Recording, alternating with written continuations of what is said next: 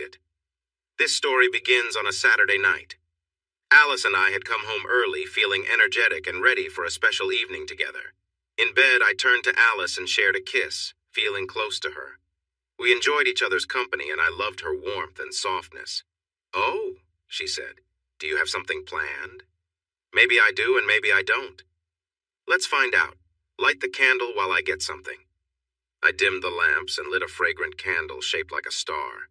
It smelled like sandalwood. As I admired it, I felt content. I changed into something more comfortable, while Alice got a washcloth from the bathroom. She returned and knelt beside me, helping me get ready. You feel nice," she whispered. We enjoyed each other's presence, sharing affection. After a little while, she lay back and suggested I join her. It was a moment of connection that felt special. The next night was New Year's Eve, the night before everything changed. We were excited about the celebrations in Las Vegas with our friends Bill and Jessica. We planned to let loose and have fun, remembering the good times from years past.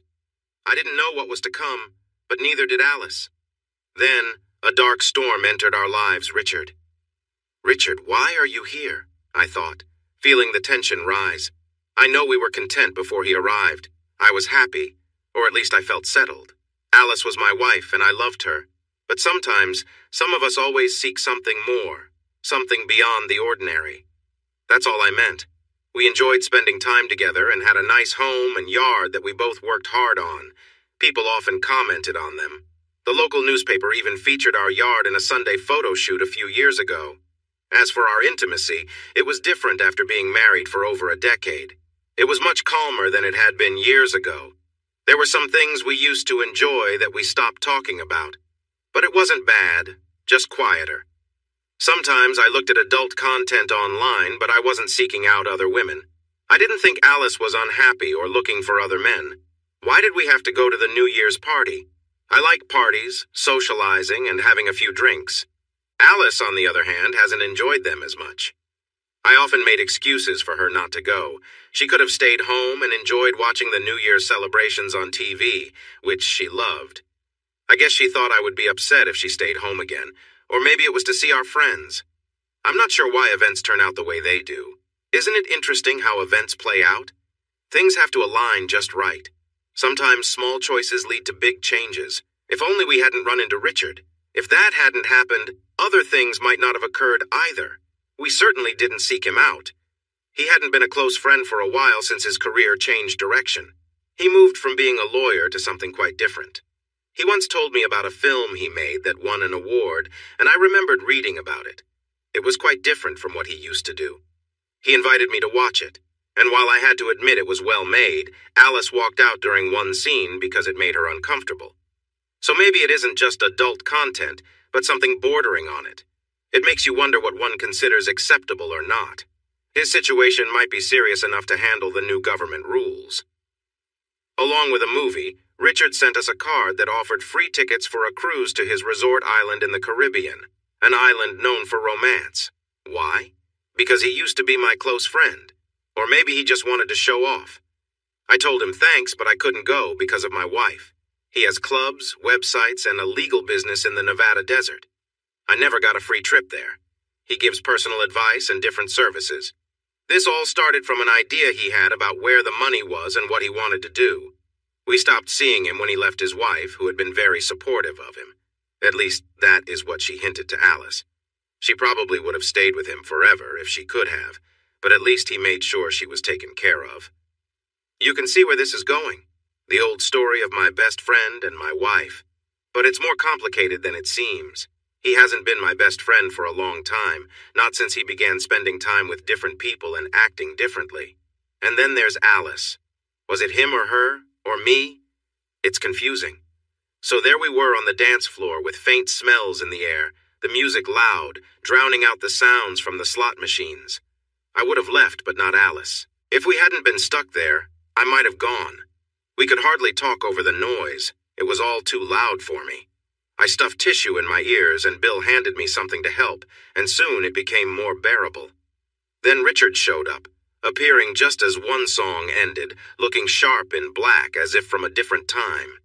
It didn't fit the vibe of Vegas, but might have worked in a classic movie. His hair was slicked back like a character from a film. I wondered if that was the style in his world. It all seemed so odd, but given how many people were around him, I guess it worked. I hadn't seen him in ages, but he looked the same, always in dark clothes, always with someone new by his side. The new person with him was a blonde, of course, slim and stylish. She had a look about her that was very noticeable. Richard dressed her in something reminiscent of the dancers from years ago, but with a skirt instead of shorts. The skirt was so short that it showed a lot of her legs. If she leaned over, you could see more than was appropriate. When she did lean, it was clear she had chosen to keep things tidy. We hadn't talked yet. He was in a small room for smoking and chatting, while others were stuck in the bigger ballroom. I wasn't sure if he noticed us. He dropped something on the floor and she bent down to pick it up. In that moment, she caught everyone's attention. Even those of us outside could see her through the doors. Alice noticed immediately and elbowed me, saying, "Look who's here with his new friend." Jessica laughed nervously. When I looked up, Richard was staring right at us, but not at me. He was looking at Alice. The others missed his look because they were too busy watching the girl. I should have sensed something was off. Things got complicated quickly after that. Richard walked into the ballroom, bringing the girl with him. She seemed to be following him closely. When I looked again, I noticed she was wearing a collar with a leash attached.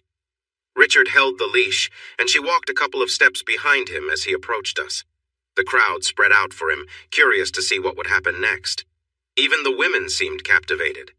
Richard kept a proud expression while the girl looked down, avoiding eye contact. I shouldn't have said anything. I realized that, but he seemed so cocky. The sounds of the machines and the buzz of excitement mixed together in a way that made me feel bold. So I blurted out, "Hi, Richard. Where did you find your friend?" "Henry!" he called out loudly, "and the always charming Alice. Let me introduce Diane. Diane, say hello." He put extra emphasis on always. Diane looked up, but only her eyes moved. She seemed nervous, despite all the makeup. "Hello," she said in a soft voice like someone from a small town. It made me wonder how Richard convinced her to play this role. "I'm showing Diane the ropes," he said loudly. He seemed to ignore everyone else but Alice and me, fully aware of the attention they were drawing. Alice decided to respond, taking the chance to play along. "I bet you are, and teaching her some tricks too." "Isn't she a bit young?" She had a look that seemed to say she didn't care what anyone thought. Jessica nervously laughed again. "Oh, I'm just helping out. I'd much rather have someone more mature like you." He glanced at Alice, making sure everyone noticed his interest. "If Henry wanted to trade, I'd take you right away." "Just like that." He then looked at me. "What do you say, Henry? Sweet Diane is just the type to bring some excitement to someone who hasn't had much variety lately." How could I respond? I started to say something, but he turned back to Alice, who looked surprised. "And you, lovely Alice, I would do everything for you. I'd make you feel special and take my time because you deserve that." Her eyes got wider. "Anyone who does less doesn't deserve you." No one knew how to react, not even Bill. Silence hung in the air as we stood there, surrounded by the sounds of the slot machines. Jessica seemed like she wanted to disappear, but she couldn't stop looking at Richard. He could have kept talking for ages, but then the music started again. The house lights dimmed, leaving just the twinkling lights above, and loud music filled the room. Richard stepped up to Alice and shouted so everyone could hear, "Would you like to dance, beautiful?" Alice stepped back quickly, nearly stumbling as she bumped into someone behind her. "No." She paused, trying to think of a good response. "No, thank you. You have a date. It's fine. Henry can take Diane, he'll enjoy that, and I'll enjoy dancing with you." No. Maybe another time." He pulled Diane onto the dance floor just as the flashing lights began. I couldn't really tell if there was a tune or a singer. The music felt like a loud noise with a steady beat. I don't have a clear memory of it. I tried to cover my ears, but then would pull my hands down so I wouldn't look silly. The dance floor was crowded, with some people in the bright lights and others in the shadows. The music pounded all around us. Neither Alice nor I moved. Right in front of us, Richard was dancing with Diane. He wasn't moving much, just a little shuffling as he held the leash while Diane twirled around him. Their movements were quick and jerky in the strobe lights. Her skirt was short, and it almost revealed more than it should have when she spun. More and more people watched them, and Richard seemed to enjoy being the center of attention, as he always did. In the flashing lights and pulsing music of the club, people on the floor and at tables turned their heads. Some pointed, some stared. Alice, close to me, seemed to shout something, but it was impossible to hear her in the noise. The room went dark for a moment, and when the lights came back, Alice gripped my arm, yelling, "Look!" I turned to see Richard on the dance floor, moving in the bursts of strobe lights. His demeanor had changed. Diane, who was beside him, looked tense as he held a leash, positioning her with unsettling authority. He faced us, ignoring the crowd and music, as if issuing some silent challenge. The energy between them, and the way Richard kept his focus on Alice, was unnerving. Alice tugged at my arm, shouting over the noise, clearly distressed. People nearby began to notice, some pulling away while others watched closely, a mixture of shock and intrigue on their faces. Richard seemed aware of every eye on him, yet he maintained his intense stare toward Alice. The crowd shifted and murmured, forming a loose circle around Richard and Diane as the music pounded on. Alice was watching quietly now, no longer shouting or pulling at me, just watching. Then the music stopped, and everything felt muffled. The soft lights came back on. I looked at Alice, but by the time I turned back, Richard and Diane were lost in the crowd. I could see him moving toward the gambling area. The mood of the evening changed. Alice kept saying things like, "That creep" and "that jerk," muttering to herself while others chatted. It didn't help when someone tried to joke about it. "None of you tried to stop him," she shouted, frustrated. "Why didn't security do something?" This was Las Vegas, after all. Sometimes things go wrong, especially where money is involved, but Alice didn't want to hear it. Bill had Jessica close. He jokingly said he would scold her when they got home. She leaned into him, saying she'd behave. She seemed shy and nervous, so I wondered if he really would. The shock began to fade after a while. I thought it was over. He had done his thing and we could move on. We stayed at the casino until the new year arrived, and we were all feeling good by then. During a slow dance with Alice, I noticed a change in her. She began to press against me in a way that felt different. We kissed, and I felt a reaction. "You're my naughty boy," she whispered to me. "And you're my naughty girl," I replied. About 2 a.m, we stepped outside and walked down the strip to see the fountains. It was just as crowded and dark enough that I could slip my hand under her skirt without anyone noticing. I hadn't done that in a long time, but she didn't stop me. I remembered a quick glimpse of Richard and Diane, and I moved my hand until I felt softness. Then I explored further. As the fountains danced to old music, she leaned against me, pretending to watch. Suddenly she pointed toward some bushes where a man was leaning and a woman was nearby. She leaned closer to my ear and asked, "Would you like me to do that?" "Yeah. Right now." I knew it wouldn't happen. It never had. Some women may do it during intimate moments or as something special, but most are not comfortable with it, despite what movies might show. Some might get brave just once and feel proud about it. I'm not arguing with that. But Alice had never crossed that line with me. Alice and I were growing closer lately, almost like we'd rekindled something between us. We enjoyed each other's company in a way that felt new, even if life continued as usual. Then, a few days after New Year's, something shifted. I noticed it right away when I came home from work. Alice was different somehow, quieter, as if something weighed on her mind. "Hi, honey, I'm home," I called out, but she barely looked up from chopping vegetables. I leaned in to give her a quick kiss, but she didn't respond much. "Everything okay?" I asked. She sighed, not meeting my gaze. "I'm just tired, Henry. Dinner will be ready in about half an hour. Why don't you go watch the news?" She avoided eye contact, and her voice sounded distant. I could tell something was wrong, but she wasn't about to say what it was. Dinner was unusually quiet. Alice left the table before the news ended, her mood still cold and distant. I was confused. It didn't feel like we'd had a fight, but something was clearly off. Later, while I was clearing the dishes, Alice surprised me by wrapping her arms around me in a sudden hug, holding on tightly. I felt relief wash over me. "I'm sorry," she said softly. "I'm really just tired. Let's go to bed early tonight, okay?" In bed, things felt warmer between us. She came over to me, a spark in her eyes that I hadn't seen in a while, and she held my hand as we made our way back to the bedroom. The way she reached out to me made it feel like we were rediscovering each other all over again. I gently traced my hand along Alice's leg, giving her chills with each touch. Her skin was soft and warm. I could feel how close we were, and I leaned in, enjoying the moment. She was holding me, her gaze warm and steady, showing she was fully there with me. Afterward, I felt a wave of relief, as if any worries between us had faded. The next evening, when Alice came home late, she seemed genuinely happy. I was making dinner, and she walked over, wrapped her arms around me, and said, "I love you, Henry."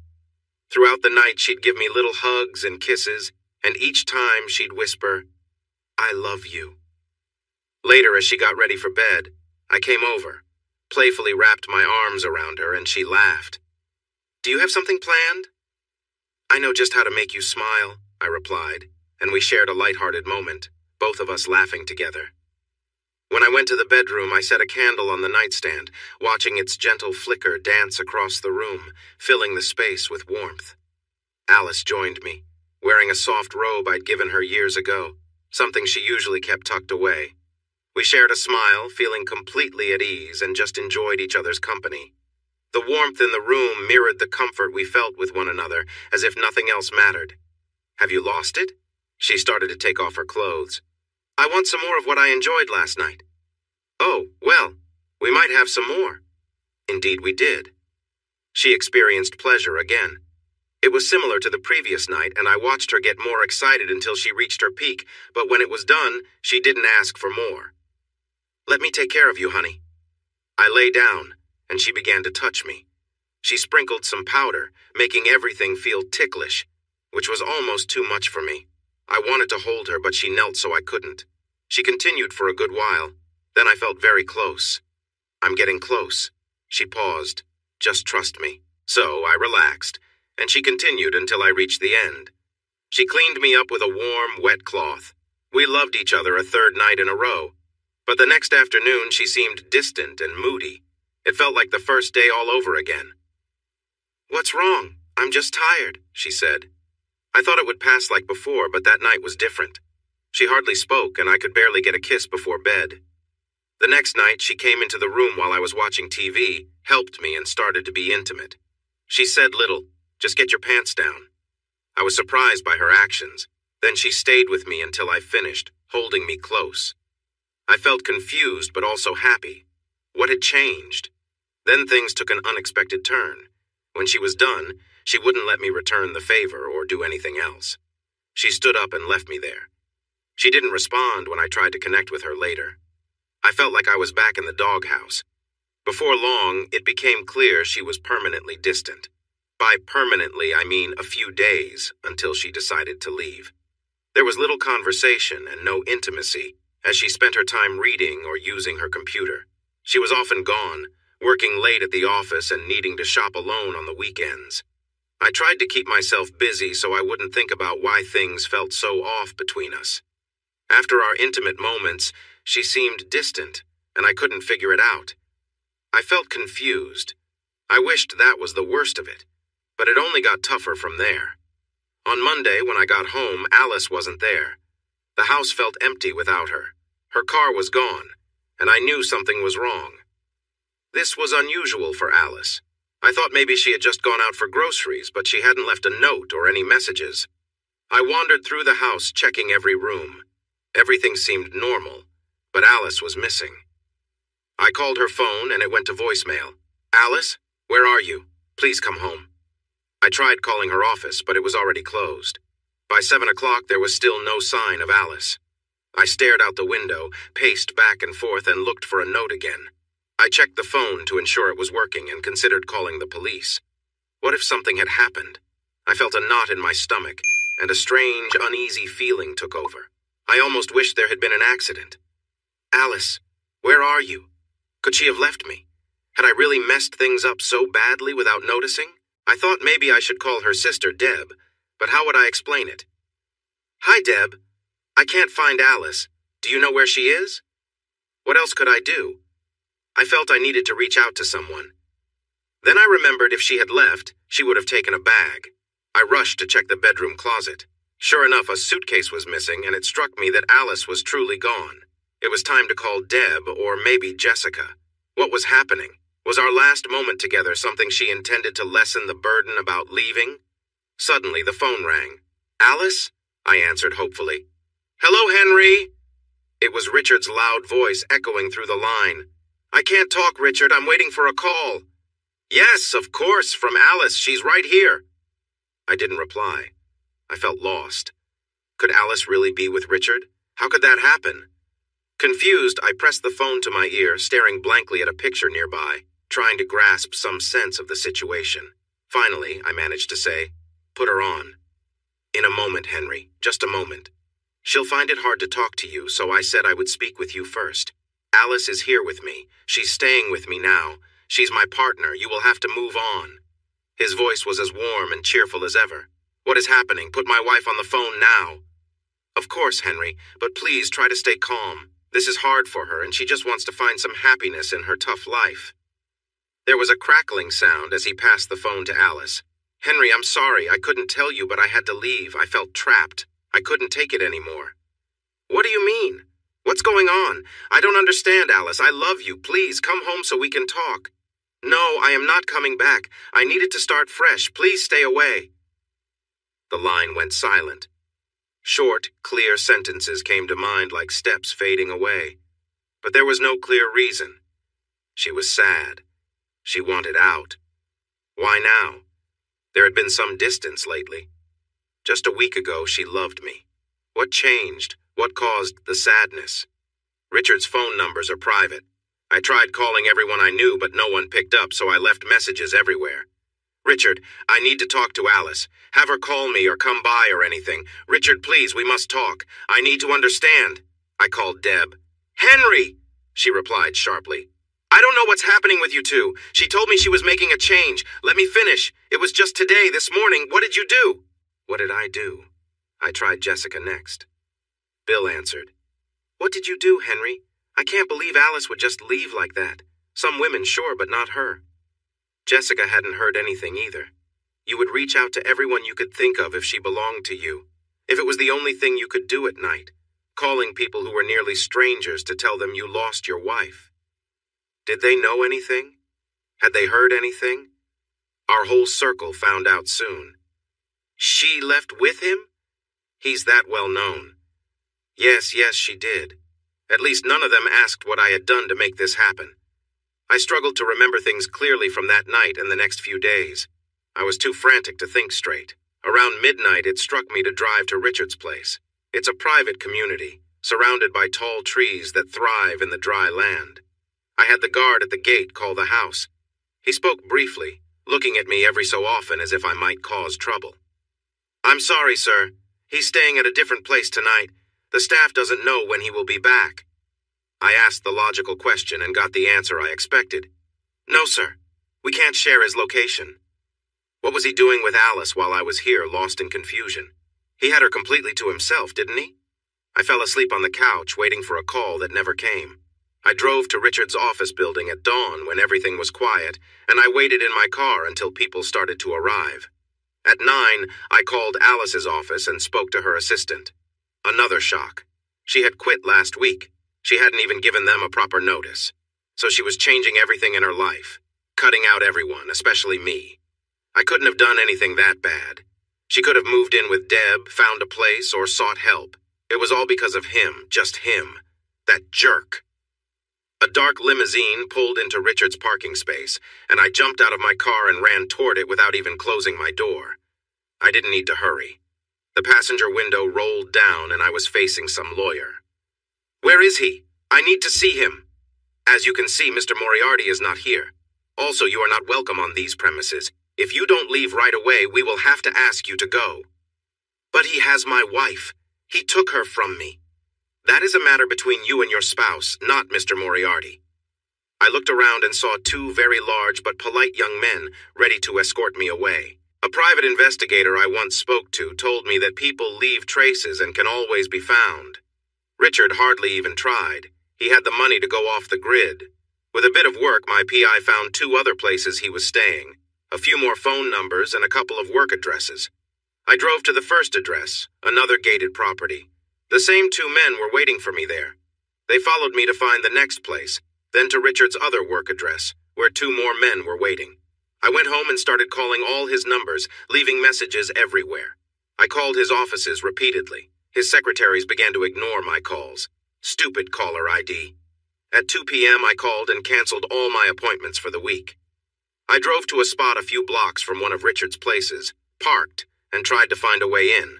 But within 5 minutes, the same 2 large men came out to greet me. This time, they forcefully led me back to my car. "Listen, you need to stay away from Mr. Moriarty or you might regret it." Not quite as polite this time. I finally saw Richard when he came to meet me a few days later. I was sitting in the living room, staring at a wall, feeling lost without Alice, my wife, my partner. She was gone, out of nowhere, and with him. I jumped when the doorbell rang. There he was, accompanied by the 2 bodyguards, one standing between us. "Henry!"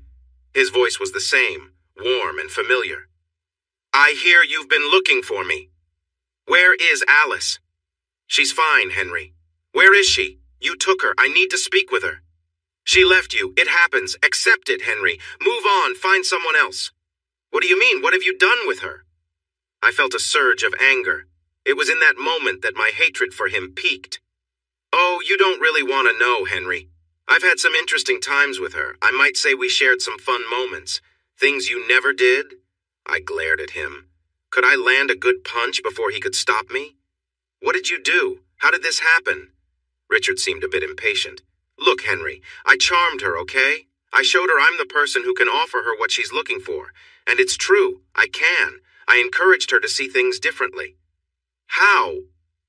Henry, I can't explain everything. The truth is, many women respond well if you approach them the right way. Alice was no different. Men often think they need to be overly nice to get a woman's attention. But that's not what most women want. Some do, but not all. They often show who they are drawn to. They want a strong man, someone who is smart and successful. They look for someone confident and a bit assertive. For this man, they want to feel special. He lingered on the word special, stretching it out. They might not admit it. They think they want equality, but it's true. Once they commit to a man, they often go along with what he wants. Did you ever notice that many change their views to match his? A lot of women start doing things just to make their partner happy. It happens in many areas, not just relationships. If he takes the lead, that's often how it goes. That's why some stay with men who mistreat them. They feel they can't imagine life without him and will do anything to feel important to him. And Alice. You want to know how I got to Alice, don't you? It was easier than you think. I charmed her over the phone. By the second call, I knew I had her interest. You wouldn't believe how easy it can be with those who think they're tough and try to prove it by being rude, but you wouldn't know that, Henry. You've never had to charm someone like that. He finally revealed something useful. She never told you I called, did she? He'd called? Of course he had. Probably that first day, sometime after lunch. Things started to make sense. Finally, I spoke. And she talked to you? I can't believe it. Believe it, he laughed. She was always curious about me, but she acted like she didn't care. I thought she really didn't like you. Richard laughed again. I'm not fooled by what people show on the outside, he said. She thought she should dislike me, but in her mind, I was someone special. I could give her a lot, and I became the man she dreamed about. I'm sure after my first call, she was thinking about what it would be like to be close to me. Maybe even before that, after the New Year's party. That's how it goes, Henry. Women don't just think about fun. They enjoy it, sure, but first, they want a connection. They start imagining a relationship, and that can lead to wanting more. His beeper went off. He took it out and looked at it. I have to go, Henry. Just so you know, this call was just to let you know. You should give Alice some space. She doesn't want to talk to you, and I hope things don't get tense. But who knows? Maybe someday we can all be friends again. For now, if you need to leave a message, call this number. One of the young men handed me a business card, and they left. The next day, a CD arrived. The doorbell rang again, and I knew it was bringing more bad news. It was a courier who handed me the CD. What was I going to do with it? I went straight to a CD player and played it. It was a recording of Richard's first call to Alice, his way of bragging. It made it clear that everything he said was true. Richard had charmed Alice just like he claimed he had. I thought he was one of the most honest people I'd ever met. I still have the CD. It's stored carefully, and I saved the recording on my computer so I could listen to it whenever I wanted to feel upset. Listen. Hello? Hello, lovely Alice. This is Richard. And what brings you to call? Henry isn't home yet. That's fine. I'd rather speak to you anyway. You're much more interesting. Well, I don't find you interesting. I don't enjoy shows of cheap thrills. Thrills? The other night? Oh, Alice, do you really think I pushed Diane to do something she didn't want? I'm sure she enjoys the attention, especially in a crowd. Of course. Dear Alice, it was all part of the fun. Didn't you see how excited she got? We planned everything together so she could live out a fantasy she had. I thought you understood that. I saw it in your eyes. What drives people often comes from a place of imagination, and New Year's helped Diane feel that way. Oh, I'm sure it did. How about you? Just a usual day at the office. I shape my life around dreams. You know this. It has given me success and freedom. And people want what I offer. Maybe some women like that, Dick, but not me. What I saw on New Year's was more than just an act. Don't be so hard on yourself, dear Alice. You find me more interesting than you say. And I find you very appealing. But it was only partly a show. It was a performance. She agreed to the rules before we began, the rules of the fantasy. She had to stick to her part. If it were just an act, she wouldn't have felt so alive. She needed to know I could play my role well to make her dream seem real. If you'd like, I could ask her to explain it to you. You really think so highly of yourself? She was done with the playful talk. On the recording, Richard bursts into a genuine laugh, feeling totally at ease before he replies, well, yes, about the first part. He laughs again. But I'm not so full of myself that I think I can just walk in and everyone will find me charming. It's all much more complicated than that. Another laugh follows. Oh, you don't just create a fantasy? I thought you could do anything in a dream. She probably thought she was being clever, but he didn't skip a beat. Oh no! Good fantasies need imagination and lots of detail, but they also need careful planning. That's why most people's dreams don't go anywhere. One needs to master them, explore them, think through the steps and possibilities, and manage everything. It requires action. That's what turns a fantasy into more than just a wish inside when you're with someone. Alice stays quiet. There's a long pause in the recording. You're very quiet, Alice. Why don't you share a dream? With some thought and conversation, it can grow. Finally, she speaks, her voice softer, without the excitement it had before. I think I should go now, Richard. I'm not one of your clients. I'm a happy married woman. I'm not interested in your games. Of course not, Alice. Richard's tone shifts, softer and more serious. I never meant to suggest that. I'm sorry. I'm not that bold. But you do have dreams, ones you don't talk about. You act in predictable ways at predictable times. Perhaps those dreams come to you when you're in those moments. Maybe they inspire you even before you start. They are your own private thoughts, not even shared with Henry. A short silence follows. He doesn't let it linger. His timing is skillful on the tape. Tell me I'm wrong, Alice. Be honest. She finally responds, sounding weary. Everyone has dreams. They make life brighter. I'm definitely not going to share mine. Of course not, Alice. I apologize once more. I'm sharing what I do. I help people bring their dreams to life, and I charge them for it. I charge a lot. I tell them everyone can have more in their lives, and that's true. Later, they come back and pay me more to explore their dreams or to dream up new ones. There's always the chance for more. Imagination is what makes life enjoyable for those who think. You know yours can be more. I help people with that, and they find it valuable enough to pay me well. In this moment, she tries to lighten the mood with a laugh that sounds a bit forced. I don't know why I let you talk like this. Like I said, I'm not going to be one of your fantasy girls. He laughs genuinely this time. And yet here you are, talking to me when you could have hung up long ago. He chuckles again and adds playfully, I guess I'll just have to keep my dreams of you to myself. She laughs again, still a bit strained. Yes, I guess so. There's a pause. But I don't think I like the idea of you dreaming about me. You don't have my permission to do that. But as you mentioned, everyone has dreams. I'm just more open about mine. That's why I'm good at this. Why it's my work, because I'm not like others who might hide their feelings. Then he sounds more serious. And they're mine. I don't need approval for them. He lets a silence follow. I imagine him pausing, thinking about how long to give her. It feels like forever, but it's only about 5 seconds before she speaks up. I don't know about your dreams. Her voice sounds different now, calm, not angry or upset. I don't need your approval, Alice. She hesitates. Should I be worried about what you're feeling? He stretches out the moment again, his delivery smooth. You said you didn't want to know. Well, I don't know. Her voice is hesitant. Maybe you should tell me. I think you should share what you're thinking. Another pause. She seems uncomfortable. Because I might worry about them. Silence fills the space. Richard. A brief pause follows. So you want to know what I've imagined about you? Yes, no, I don't know. You brought it up, not me. And you're curious. I'm concerned. Okay, I'll tell you just one small thought. It's nothing big, just a little something in my mind. Hesitation. Okay. Well, he drags it out again like he's enjoying the suspense. In this thought, I see us in a different setting. Another pause. Then, oh, it's hard to tell if that's a question or just an expression of surprise, maybe even wonder. But you're secured in place, comfortable. Oh, of course, that sounds familiar.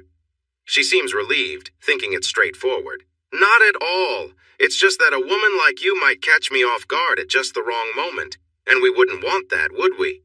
He chuckles but goes on before she can respond. But really, this is for you. This way you can't decide how it goes or how long it lasts, and you get to feel that strange mix of being unsure and enjoying it. In my imagination, I focus on making you feel good, moving slowly and carefully to build up your excitement. Alice doesn't respond. How does that sound as a little piece of a dream, Alice? Finally, she says, if the woman in your dream doesn't like it, can't she just say so? No, she can't. Why not? Because I have my own way of controlling things. If you say anything at all, you know there will be consequences, so you have to go along with it. I'm making you feel good. She takes her time to reply. I can picture her thinking about what to say. When she finally speaks, she sounds breathless. So, what do you get from this dream if you're focused on making her happy? I know my turn will come. I get to enjoy you in so many ways. I feel your warmth and see you in front of me. Did you know you close your eyes when you're excited? Alice remains silent. And I experience your taste. You have a natural scent and it feels captivating. I notice how you sound, too. I hear every breath, every little sound as you respond. You can't help but react, Alice. It draws you in. Alice suddenly interrupts. Richard, I have to go. I'm really sorry. Of course, Alice, I'd like to talk again. I don't think that's a good idea. I'm sorry. Let me reach out again in a few days. I need to hang up. Just say I can call you. I have to go. Please say it. I have to go. She sounds very anxious. Just say it. Maybe another time. Just give me a day, a time. Not before Thursday, maybe in the afternoon. I'll call you then. There's a click, and the recording ends. And that was all it took? How could he change her so easily? I listened again and could tell the moment she began to give in. At first, she resisted, but as he shared his dream, it pulled her in. You could hear the shift in her voice. She didn't want to be drawn in, but she was. It startled her how much she began to want it. Then when she tried to pull away, she ended up giving him a time to connect again. A time on Thursday afternoon when I was never around. It was so easy for him, like he barely had to try. I called the number on his card. The gift you sent has arrived, so you had fun with my wife, but you called her difficult. Did that make it more enjoyable for you? Are you going to leave her now that it's over? I want to talk to her. Right now. Another message for Richard, left in voicemail again. My words vanished into silence. He was really skilled. So incredibly skilled. How could a man who was supposed to be less than good make her change in just a few moments of conversation? He was like a force of nature. Perhaps I should be recognizing his power. What was Alice thinking after our call? What crossed her mind when I got home? What about those moments we spent together? Was she counting down the time until Thursday afternoon when she'd be home alone again, waiting for his call? Was she trying to convince herself that moments with me could be as good as what he promised? Was she pushing thoughts of him away? Or was she imagining he was the one with her? And what about the second call? Did her heart skip a beat when the phone rang? Did she hope he wouldn't call, yet long for it? I could picture her surprise at the first ring, her quick breath, her hesitant steps towards the phone, her hand hovering above it, quickly grabbing it before voicemail kicked in, and almost breathless. "Hello? Hello, dear Alice, I knew you would answer." Was she scared to answer? Something shifted in her before the call ended, perhaps before it began. It must have been sometime after that when she seemed distant from me, after her late nights at work. Maybe one day I'd hear that call too. I received a call, but it wasn't Richard this time. It was my private investigator. He wanted to meet, but didn't have good news. I realized my thoughts were divided. I felt like a failure. Alice was gone. But she would come back if I could speak to her alone. She had to. I focused on whatever I heard last, and at that moment Mickey was speaking. It was time to make a plan. He suggested we meet at the parking lot of the Liberace Museum. "Is that a good spot?" I asked. It was convenient. So that's where we arranged to meet. "Why can't we just talk on the phone, Mickey?" He could be listening. Listening? He has plenty of money and is using people to keep you apart. It makes sense to be careful in my line of work. I had to think about that. "Anyway, Henry, getting to Moriarty's place isn't going to happen unless you're up for doing some very risky things with very dangerous people for a lot of money. And you still might not succeed, or you might even end up in trouble." "Yeah. So if you want someone to help find Alice, I suggest you call the police." "For an adult who ran away?" "Yes, because nobody has really heard from her, and if you say he has taken her, they might feel they need to check on her. And I doubt he will give them a hard time if he can avoid it." "Probably not. Well, I don't know, but it can't hurt." I almost laughed for the first time since Alice left. "Who should I contact?" "I have a friend. He'll want a photo. Other than that, I can keep watch if you want, but it will cost some money. I can keep looking for more places, and I'll let you know if I see them out and about." When I got home, I found Richard had called me back. "Yes, Henry, I enjoyed spending time with little Alice. She seemed to enjoy her time with me too. Isn't it always like that? And yes, her being a bit tough made it all the better, but she won't be tough again. No, she's completely changed. You wouldn't believe how different she is. I plan to keep enjoying our time together. Goodbye." That night I dreamed of Alice. She was lying on the bed, her pale skin marked with bright colors, moving restlessly, her eyes almost closed, her mouth slightly open. I felt so overwhelmed, but I couldn't reach her. I was on the floor and couldn't crawl towards her. I could see her, but in the dream I felt blind. I could hear her soft sounds while I tried to crawl closer, but I couldn't get to her. The days went by and Alice seemed to drift further away. I wondered, how has she changed? What does she look like now? Does she ever think of me? The next week I received another voicemail from Richard. "Hello, Henry. So you had to call the police, did you? Do you know how much trouble this could cause? We'll be polite, of course, when the officer visits, but I may have to teach Alice a lesson for this." I called him back immediately. "What have you done to her? Have you hurt her?" He answered the call. Henry, what makes you think I would harm sweet Alice?" He laughed with a warm tone. "Let her tell me that herself. Trust me, she's fine, really fine, but she can't talk right now. I suppose I should say she's unavailable." That laugh again. "What's wrong?" "Oh, nothing at all. She's just feeling a bit down for now, getting some discipline." "What do you mean by that?" "Oh, you can read about it. I didn't make it up. There was a study about animals. They kept monkeys in small spaces for a long time to see what happened. It affected them badly, I'm afraid." "What have you done to my wife?" "Nothing, Henry. Really nothing. Don't worry too much. She's not in a real pit. I just kept her from seeing and moving around a bit." "What do you mean?" "Don't stress, Hen." "You what?"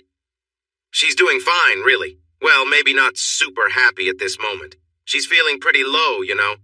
Probably sad and talking to herself, wishing I would let her out." "What are you talking about?" "But I'll change things soon and make her feel better. A little shift in how she's sitting, some gentle touches. She'll be thankful by the end of the night. You should see her, Henry. She lights up like fireworks, and it makes her easy to handle. Anyway, I hope you have a nice evening." He hung up. I tried calling him many times that night, but he didn't pick up or call me back. Instead, he did whatever he wanted with her while I called in vain. My other calls were to the police officer Mickey mentioned. I called every day and left messages about Richard's claims. The officer was really polite. I thought they must all go through the same training on politeness. While I waited, I bought a phone recorder to keep myself busy. It was a week before the officer came to see me. Standing at my door, what news did he bring? Did some wives want to go back to their husbands? I knew the answer was probably bad. Mr. Jekyll, I looked into your calls. I visited Mr. Moriarty's place and spoke with Richard Moriarty and Alice Jekyll. For now, that's all I can do, and I suggest you drop the issue. What do you mean? I went there as a favor to Mickey Edwards, who is an old friend. But there's no crime here. Your wife is with Mr. Moriarty by her own choice and doesn't want to come back. My investigation is over for now. How is she? What do you mean? How is she doing? She's okay. She was doing okay. Are you sure it's her? Mr. Jekyll, he handed me her photo. It is her. She's a bit thinner than this picture and her hair is shorter, but she looked fine. Did you talk to her alone? No. They were together, but I spoke with her. Everything seemed normal, nothing unusual. What does that mean, unusual? He looked at me with that flat cop expression I always find uncomfortable. Then he sighed. All right, this isn't exactly relevant, but a few years ago a performer living with him came to file a complaint. She said he had hurt her and locked her up. There were some signs of struggle. We checked into it, but then her lawyer had a chat with his. She changed her mind about the charges, saying it was a mix-up. They got along after that. She wouldn't testify against him, and they had a private agreement, but it seemed like he paid her off well. She got married and moved away. That's the end of that story. I didn't know that. It was never in the news. If it weren't for that case, I wouldn't have looked into this, even for Mickey. And it turns out there's nothing wrong here. She didn't have any marks, any injuries? No, none that were easy to see. She wore a long-sleeve shirt, fully buttoned at the wrists and neck. A strange look crossed his face for a moment. Anyway, I'm not going to ask her to show me anything. I can't do that. Even if I found injuries, it wouldn't change anything. Why not? Because they're adults. This is Las Vegas. There's a huge world of different lifestyles here. People choose how they want to live. And that's it? That's it. There was one thing that worried me. He was too controlling. You see that a lot in this line of work, and I've learned to notice it. He held one of her hands and kept his arm around her the whole time. He always jumped in to answer her questions. That's all. It wasn't too strange, and she didn't seem scared. She said she was happy there. Trust me, let it go. If I were you, I'd file for divorce. How long had it been since Alice was out of my life? How many weeks? What do you do when love turns into an obsession? How long since I slept through the night? I kept dreaming about her, waking up repeatedly, thinking I heard her, just chasing shadows. I tried to work, but felt exhausted. I knew it was time to let it go and find myself again. So I asked Mickey to help find the showgirl. But Mickey couldn't locate her. What do you mean you can't find her? You said anyone can be found. I may have stretched the truth a bit. It doesn't mean I won't find her, but it's been tough. I'm still searching for her real name. Her real name? I only know her stage name for now, which is, oh boy, Bambi McPherson. No, yes, Bambi. Yeah, a performer. Who's disappeared? Let me ask you something. Are you sure she's even still alive? What would finding her change? So Richard mistreated another woman? So what? He was wealthy. He might have mistreated many others, but he seemed to take responsibility when called out. What would this woman tell us? He controlled me. Maybe he pushed her too. But she left him and got something in return. Alice could always leave when she was unhappy with how she was treated, unless things had changed. What if his behavior became worse over time? What if mistreating women and letting them go was no longer enough for him? What if Alice was the one he decided to take it too far with? Would anyone ever find out? Would someone someday find parts of a dried-up body in the desert? When Mickey found Bambi, I jumped at the chance. He had her name, an address, and more. She lived in Sacramento, married to a doctor, and her name was now Eleanor Friedman. Mickey even got her home phone number. But when I called and said I needed to talk about Richard, she hung up on me. She claimed she didn't know him. Just like that, the line went dead. I flew to Sacramento. It felt like 2 steps forward and 1 step back. I was so tired. I wondered what it would be like to sleep forever without waking up. I thought about giving up. Alice was gone for her own reasons. Still, the guard at the gate called Mrs. Friedman's house. It was the same story. When he gave my name, they said she wasn't home. I asked him to try again and to say it was important and that I was desperate. He was an older, friendly man, and I could probably persuade him, but I just didn't have the energy. I waited for him to get a response while we talked. Then I gave him my cell number and the name of my motel before leaving. I slept away the rest of the morning and deep into the afternoon. In my sleep, I finally found Alice. I was searching for her, and suddenly she was there, standing in front of a familiar building waiting for me. We kissed, and I held her tightly, crying as I did. I didn't want her to vanish. Then something started knocking, and we both looked to see what it was. That's when I woke up and realized it was the door. Who could it be? Most likely some of Richard's associates here to kick me out. Just a moment. I was wiping my eyes as I approached the door. It was Eleanor Friedman's lawyer. Of course, a polite older gentleman. He told me she could not see me and that I should leave. I wiped my face while he spoke. Wrap it up, sir, so I can go back to sleep and find my wife in my dreams. You're part of a world determined to keep me from her. Then, as he turned to leave, he slipped me something, a note with instructions to walk to the coffee shop at the corner and exit through the back door to a waiting car. A chill ran down my spine. What had Mickey said about being paranoid? In the car was Eleanor Friedman, of course. In hindsight, it all made sense. Here was Eleanor Friedman, a real person I could see. Even sitting in the driver's seat, she appeared tall, and it was easy to imagine her as a performer from a glamorous show. She had elegance, much like someone with an impressive social standing, the kind of woman who leads community boards. She started talking right away. Mr. Jekyll, I need to be quick. I can't share any information about Richard Moriarty due to a legal agreement I have. He also mentioned you were coming, so he's keeping an eye on you. A chill went down my spine. His people are everywhere. I can't be certain.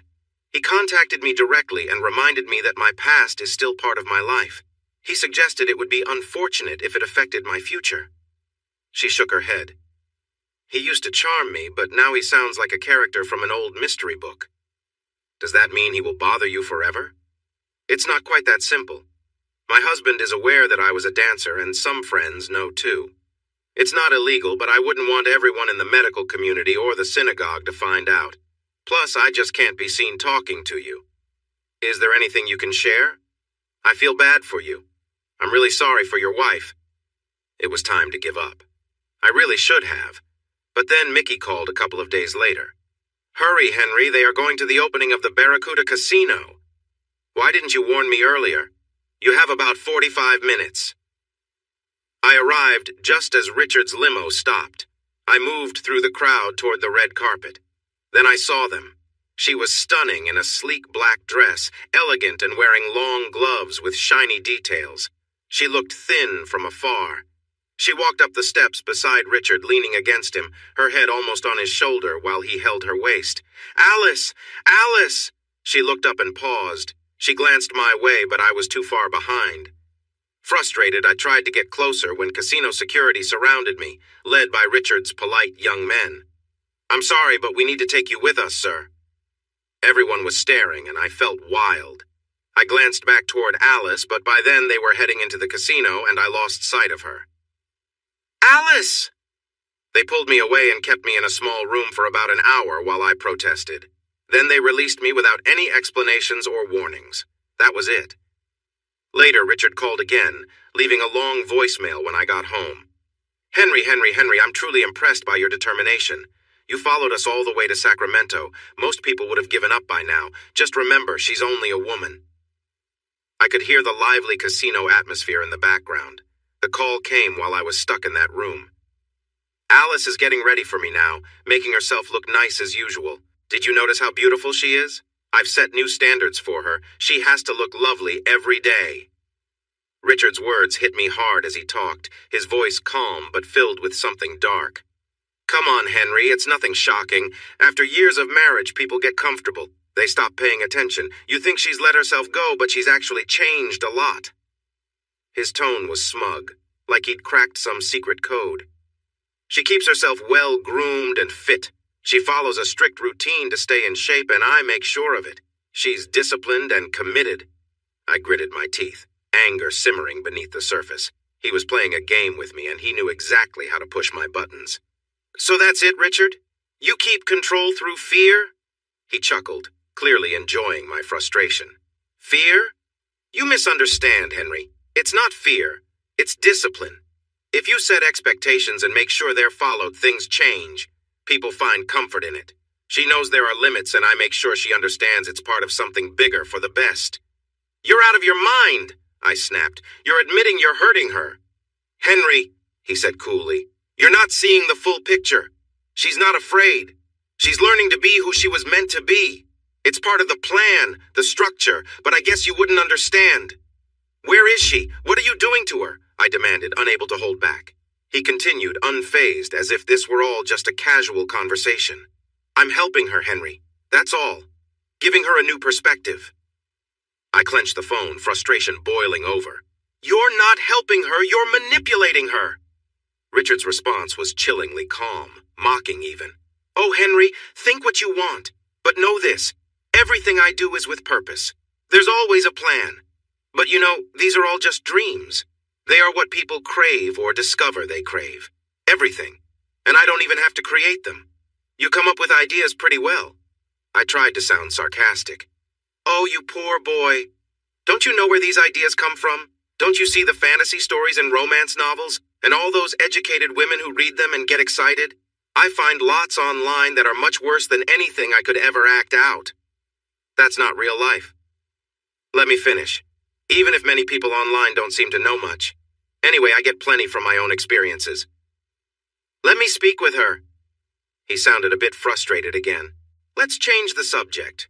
You could use some lessons. Your parents were from England, right? Didn't they admire Queen Elizabeth I? The Virgin Queen? Good Queen Bess? A role model for women in power? That's probably why they named your sister Elizabeth and you Henry. What's your point? Do you know what the real Queen Elizabeth did with people who caused trouble? She had them punished in awful ways. She had them tortured, hurt in many terrible ways, and imprisoned. Have you heard of any of that? Enough. And then she had them executed. Stop it! She had them hanged and then treated very harshly. Do you know what that means? First, they would be hanged for a while. Then they would take them down and stretch them out. This was all in front of crowds. They would disfigure them to make it more painful and shocking. They would cut and open them in front of everyone.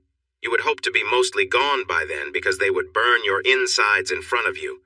Finally, they would cut out your heart and show it to the crowd. Stop talking. But it didn't end there. Their bodies were cut up, their heads were displayed to everyone, and their parts were placed where people could see them. That's what Queen Elizabeth did. That's ridiculous! It's true, Henry. Now he was raising his voice, but then took a breath. One thing you should know about me is that I tell the truth. In fact, she wanted to make the suffering even worse, probably because she was fiery, but her advisors convinced her that what they did was enough if done correctly. This time, I couldn't find any words. You think she didn't enjoy watching it? I knew Richard was a man who enjoyed control, weaving himself into people's lives with an unsettling grip. His tone was mocking, recounting old fantasies and the desires he'd seen in others. He leaned heavily into how people's wants drove them to him, as if he merely read their wishes. "What are you doing to Alice?" I asked, my voice steady but my heart pounding. "Oh, nothing so dramatic," he replied smoothly. "I'm simply taking her to Cannes, and after that to my private resort for some time away. I trust you won't follow us." I thought that was the last of it, but 10 days later he sent me an email. There were several attachments labeled by name and number. Each was a photo of Alice. I opened the first image, labeled Alice 1 JPG. The picture showed her with Richard on a beach, laughing, her gaze fixed on him. They were having dinner in a grand hall, surrounded by other people. Her expression was different, distant, as if caught in a world I couldn't reach. In some photos, she looked contemplative, glancing at others around them while Richard talked to her, his control evident even in her expression. As I clicked through the images, I grew more and more uncomfortable. There were moments that felt too personal, as though Richard was trying to show me a version of Alice I didn't recognize. The setting became more secluded, a tropical hut, with Alice seated and looking out with an expression that was hard to read. It felt staged, yet her eyes seemed lost, her presence somehow absent. I paused before opening the last image, dread filling me. Richard had carefully chosen each picture to unsettle me, knowing the effect they would have. For a moment, I considered deleting them all, wondering if there was any purpose in seeing more. The thought crossed my mind, but I clicked on it anyway. It was the worst image I could imagine. Alice was in a hut, bound and exposed. Identical marks were on her skin as before, and I recognized them because I compared. Around her were 6 men, none of them Richard. They were all around her, and one man was caught right in a moment that made me feel sick. There was a small spot on her body, and it was hard to see how she was feeling. Her eyes were wide, her head tilted back, and her lips seemed to move as if she wanted to say something. I couldn't tell what was going on with her. It left me feeling lost. There was something else, too. Someone wrote a message on her skin with a red marker. "Hello, Henry. Wish you were here." After that, it was natural to have the dream again, but it changed. For a few nights, I didn't dream of her at all. Maybe I was starting to move on. I thought, how could it get worse? But it did. The images returned, and I just couldn't shake them off. I kept thinking of Alice with different men, trapped and not herself anymore. Any bright moment would bring those thoughts back. That night, the dream came again, and for nights after. This time, a group of men were there, and I felt unable to reach her. The scenes were overwhelming, but she seemed happy, as if laughing at what was happening. It haunted me. Eventually, I realized I was getting more frustrated. I knew what I wanted to do, and it strangely made me feel alive again. I decided I needed to confront Richard. I couldn't let this continue. It had to stop. He was taking away my life, making me feel less human. I started thinking of ways to deal with him while in various situations. In my frustration, a plan emerged. First, I needed to escape his watchful eye. Richard always seemed to know my moves. How was he aware of where I was? How did his people always find me? Perhaps he had someone following me, as Mickey suggested. But what if he was working with Mickey? Or maybe he had someone listening in on me. I needed to slip away unnoticed. I was determined but focused. I knew I had to be careful. I hired another investigator to search for any hidden devices. My house, car, phone. I discovered something. There was a small listening device on my car and another on my phone line. That was it. No hidden cameras or microphones, but I was still worried about my cell phone. Those 2 devices were probably enough. They weren't very expensive either. As I talked to the investigator, I had a strange thought about Alice. There were only 2 days before Richard and Alice would return to Las Vegas. I knew I had to act quickly. I walked out my back door, went 3 blocks away, and bought a used car for $1,000 in cash, thanks to the Weekly Advertiser. I drove it to City Hall, went to the waste department, gave Richard's name, and reported that my trash bin had been damaged. Then, I visited a pawn shop where I bought an old badge from the City Works department. It looked more official than the current ones. 1 step at a time. Stick to the plan. I put on a baseball cap and drove the old car past Richard's house a few times, looking for entry points. I visited a shooting range and practiced with my gun on paper targets for an hour. Each time I hit the target, I imagined it was Richard. So far, so good. Richard, you're in trouble. You'll know it's me before anything happens. I thought it was a shame they didn't have more target options. I drove the used car to Palm Springs and parked it in a lot near a hotel. Within an hour, I bought another inexpensive car. I took that one back to Las Vegas and parked it in a lot not far from my house. I felt pleased with myself during the drive back. Now it was time for a distraction. I called the resort in Palm Springs to make a reservation. Then I called Mickey. Sorry, Mickey. I wanted you to keep an eye on Richard and Alice, but I needed a break. He was understanding. I drove my car, which had the bugs, to Palm Springs. On the highway, I kept imagining Alice. At the hotel, I went to my room and turned on the TV. Then I walked downstairs to a back exit, got the used car, and left. The ride back to Vegas was slow because of a traffic accident. At one point, I thought I might be late, but everything went smoothly. 1 step at a time. Just stay with the plan. It will work. Richard thought he was careful and had good security. I suppose he did. But people aren't always alert. That's why airport security sometimes fails. There was a back entrance to Richard's estate with dumpsters and a gate that the staff left open to come and go easily. I could use that too. I wouldn't have to force my way in. I didn't care much about that, but it increased my chances of success. There might be cameras. but I was willing to take that risk. While the boss is away, I made a plan. If someone saw me, I would show them my badge and say I was an inspector for the trash department. Now I laugh about it. Crazy, Henry. Did you think you would not be recognized? I parked close to the estate, walked toward the dumpster as if I belonged there, and carefully moved along the side of the house. I found a group of bushes away from the sidewalk and sat there to wait until it got dark. I could hear when the two of them arrived because of the noise they made. It went on for about an hour, and after that, many of the staff left. While they went out the back, I slipped in through a side door. I stepped into a closet and waited. Soon, it got quiet. Time to act. I walked down the hall toward Richard's favorite room. I knew this house better than most people and where the staff went when they were not needed. When I entered the den, ready for anything, I found Richard there, all alone. He looked just like usual in his shirt sleeves. When he noticed me, it was too late. He could only sit in his chair and stare at my gun. But he didn't look scared, just focused. I enjoyed those pictures, Richard, but now we will play by my rules. Bring Alice here and no one gets hurt. I just want to talk to her. That wasn't exactly true, but it was enough to get her to come out. We could chat for a bit before I moved on. He kept staring at the gun. You don't want this, Henry. Just leave and I won't say anything. You have 10 seconds. I felt like I was in a movie, but I was ready to pull the trigger if he made a wrong move. It was my only advantage, and really, what did I have to lose? 1. Henry. 2. Okay. 3. Armand will get her. Armand. It will only take a minute, Henry. That's all you have. A young man named Armand then walked into the room. He froze when he saw me, eyes wide with surprise. Armand, go get Miss Alice. Mr. Henry wants to talk to her. Armand quickly backed out and hurried down the hall. Silence filled the room. Finally, Richard said, Do you want to sit down? Just be quiet. We can still talk about this. I fired a shot past his leg, shattering a vase. From down the hall, I heard a voice yell in Spanish, Mr. Richard! It's okay, Armand. Everything is fine. Please hurry with Miss Alice. Richard glanced at the gun again. Are you curious how many more bullets I have? It's a Glock.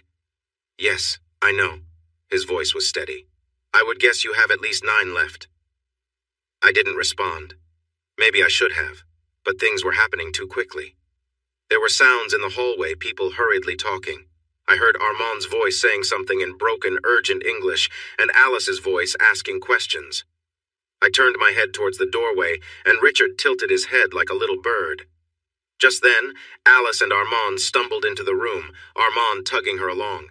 They looked like a silly comedy duo rushing to help a friend. It might have been funny if I wasn't so tense, thinking about what I might do next. The gun felt heavy in my hands. I shifted my focus from Richard to Alice and back again. Alice glanced between Richard and me. Henry! Armand seemed too flustered to explain who I was. As I pondered this, the 2 big, polite young men came over and knocked me to the floor. They took the gun from me and held me down. It took a moment to understand what had just happened.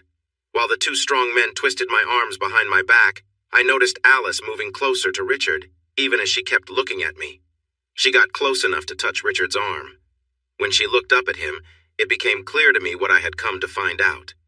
I cursed myself for losing the gun so easily, but it would take a few more minutes for me to understand everything fully. Richard naturally took control. Don't hurt him, but keep the gun away from him. We can't trust him right now. As I was pulled to my feet, I finally got a good look at Alice. We locked eyes, but she couldn't hold my gaze. She kept looking at me and then away. She wore a simple, light dress that showed her shoulders and arms and stopped above her knees. Richard had half told me the truth. She was thinner than I expected from the photos. I had imagined her differently, but she was fit, not at all what I had pictured. There were no bruises to be seen. She looked fine. Alice, meet Henry. Henry, this is Alice.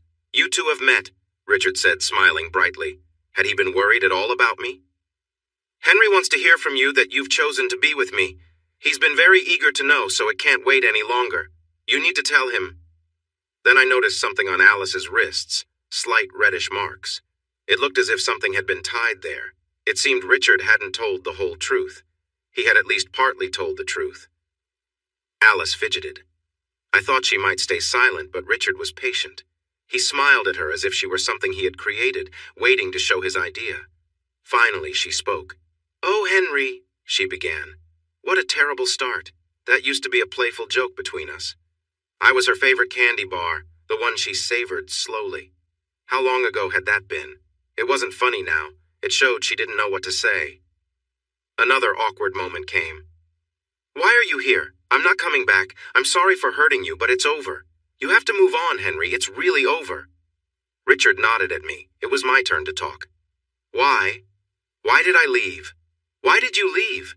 Yes, you said you loved me. And why with him? You didn't like him. How could you go to him? What happened? Tell me how this happened." Alice looked at Richard, then back at me. She hesitated. Finally, she said, "It's too complicated. I can't explain everything. I felt trapped. I wasn't happy. Richard makes me happy." There was nothing to say to that. I didn't make her happy. What could I say? We didn't bring joy to each other. I had felt unfulfilled for years. It seemed that Richard could meet all her needs. He could satisfy everything. How long? How long what? When did it start? After New Year's. He had been honest, hadn't he? I didn't argue with her. It was quiet again, so Richard jumped in. He had a big grin again. "It's like I told you, Henry. I offered what she needed, and she chose me. Now she's with me. Tell him, Alice." Alice looked down. She hesitated again. She really didn't want to say anything else to me. "Richard is right, Henry. He has so much energy. He takes charge, and we make each other happy." "You hurt me." I said it, but I couldn't put any strength behind it because I only half believed it. It was over, beyond over. That last faint hope was gone. Richard's smirk turned into a larger grin. "Actually, Henry still cares about you. He'll hope for the best. You need to make it final, Alice. Look him in the eye and tell him. Show him how proud you are to be with me." Something was shifting. Something was about to happen. Alice turned her head to look at me. She spoke more quietly. "It's true, Henry. I'm with Richard. I'm sorry for you." Richard jumped in as she said she was sorry, not letting her finish. "Let me show you, Henry. Alice, tell him how you feel." She turned quickly toward him. She spoke softly to him, glancing at me 2 or 3 times. "Richard, please, not in front of him." In a way, it could have been almost sweet. She didn't want me to hear what she said. She spoke in a low voice, clearly upset. Richard's control over Alice was chilling, a harsh reminder of the power he held over her. He barely looked at her as he made his demands, his tone cold and unyielding. "Alice, you'll do as I say or you can leave right now," he told her firmly. She looked stunned, as though his words had hit her. "Please, Richard," she replied softly, her voice almost pleading. "You know I'll do anything for you, just not in front of him." But he cut her off, insisting that she follow his command without question. I watched, feeling helpless, as Alice reluctantly gave in. There was an emptiness in her eyes, a resignation that hurt to see. Richard continued to assert his control, directing her in a way that left no room for resistance. I wanted to look away, but I felt frozen, painfully aware of the distance that had grown between Alice and me, the trust that had been broken. The silence in the room was heavy, each moment stretching as Alice followed his orders, her gaze barely meeting mine, as if she was lost in some world beyond my reach. The scene was tense, and the air felt thick with unspoken words and suppressed emotions. Richard's every move seemed calculated, intended to remind me of the control he now had over her and to make sure I knew just how far things had gone. In that silent moment, I felt a storm of emotions, a mixture of anger, sorrow, and helplessness. I couldn't help but wonder who Alice had become under Richard's influence, or if she was still the person I had once known. In the dim room, Richard's control over Alice was palpable, as he directed her actions with a calm, patronizing tone. "Very good, Alice," he said, almost as if he were a teacher pleased with a student. Alice hesitated, appearing torn, but she continued to follow his instructions. Her face showed resignation, her shoulders tense as if weighed down by a burden too heavy to bear. Richard's entire demeanor seemed designed to show me the influence he had over her, making it impossible to ignore. "You see, Henry?" Richard turned toward me with a smirk as though he had something to prove. This is what true loyalty looks like. As Alice went along with his requests, there was an emptiness in her expression, as if she had shut down to avoid facing the reality of the situation. Richard's mocking tone only deepened my frustration and sorrow, making me feel like a stranger in a life that had once been mine. With each passing moment, I saw more of the extent of Richard's manipulation, his insistence on obedience under the guise of affection. The scene seemed orchestrated entirely for my reaction, intended to make me feel powerless, with every movement meant to hammer home how far things had gone. The men holding me were impassive, as if this were routine, indifferent to the strain of the situation. My own frustration surged, feeling trapped and helpless as Richard continued his display, fully aware of the effect it was having on me. Richard seemed to revel in his control, directing Alice in a manner that was cold and calculated. She followed his commands, her face tense, but she complied without a word as though she had resigned herself to his expectations. He watched her intently, his expression showing a sense of satisfaction, as if this display was meant to prove something to me. "You see, Henry," he said, his voice dripping with mockery. "This is loyalty. This is what true commitment looks like." Alice looked exhausted, yet she continued to go along with whatever he demanded. Her eyes had a distant, hollow look, as if she'd shut off a part of herself just to get through it. I couldn't help but feel a mixture of anger and helplessness, trapped as I was, forced to witness her submission to Richard's control. My frustration grew as I watched, feeling powerless and painfully aware of the distance that had grown between us. The entire scene seemed orchestrated to make me feel every bit of that powerlessness. Richard's every move was calculated, designed to show me the extent of his influence over her, and to drive home the fact that I could do nothing to stop him. The quiet indifference of the others in the room only deepened the sense of isolation. Richard's display went on as he continued to issue commands, his tone almost taunting. He seemed intent on showing me how much he controlled her, leaving me to grapple with a whirlwind of emotions, anger, sorrow, and the deep sense of betrayal that cut to the core. Throughout it all, the room remained eerily calm, everyone else acting as though this were just another day. I was filled with anger, desire, sadness, and confusion, but I couldn't move. My supervisors were all serious. Armand stood with his arms crossed, looking down at Alice with a sort of contempt. Alice was sitting back on her heels, breathing hard. And Richard? He straightened himself up and tucked his shirt in, acting as though he was just getting ready to leave the men's room. "Well, there you have it, Henry." His voice was loud again. "That's how a trained woman shows her loyalty. Quite a display, isn't it?" I tried to respond, but he interrupted me. "There's just one more thing, Henry." I braced myself for something harsh, but instead he said, "I see you're still fond of this girl. I understand why, and I don't want her to get in the way between us. So, to settle things, I'm giving her back to you as a gift. Enjoy her." Alice's mouth fell open. The room fell silent for a moment. "What?" Alice nearly shouted. "What do you mean, Richard? Don't joke like that. It's not funny." She tried to laugh, but it didn't convince anyone. "No joke, Alice. It's time for you to go back to Henry." He was calm and composed. "Richard, no, you can't be serious. It's time, Alice. We had our fun. Richard, no, I've done everything for you. And you've received more than what you expected in return. It was a fair trade. I gave up my entire life for you." She looked around the room, moving her head anxiously. She was wiping tears from her face. "My job, my marriage, Richard. Those were your choices. Time to return to reality, dear." "No!" She lunged at him from her knees, but he pushed her back gently. "Armand, can you get a few people to help Miss Alice?" "Richard!" Her voice was high-pitched and desperate. "Give her some clothes and see that she leaves the grounds with Mr. Henry." Out of nowhere, several men and women came in to assist Alice. They grabbed her arms on both sides as she struggled. She was crying and shouting, "Richard, no!" over and over, completely caught off guard. It may seem strange, but I wasn't surprised. I had a feeling from the moment he made her undress that he was ready to be done with her. This was the first time I had anticipated his move. Of course he let her go. He had gotten what he wanted, and there were many others waiting to take her place. She had been blindsided because, in addition to her mistakes, she had acted foolishly. As they started to take her away, he told everyone, "This is inappropriate behavior. From now on, Miss Alice is not welcome here. Richard, I called out to him. Yes. There's just one other thing. I don't want her anymore. I won't take her back. Take her back? Honestly, I came here hoping to confront her, maybe even force her to see me harm him. And now I felt upset that I hadn't done anything. Richard gave a big, friendly smile. And after I worked so hard to help her, well, that's up to you. He turned toward the hallway. You could still hear Alice crying and struggling.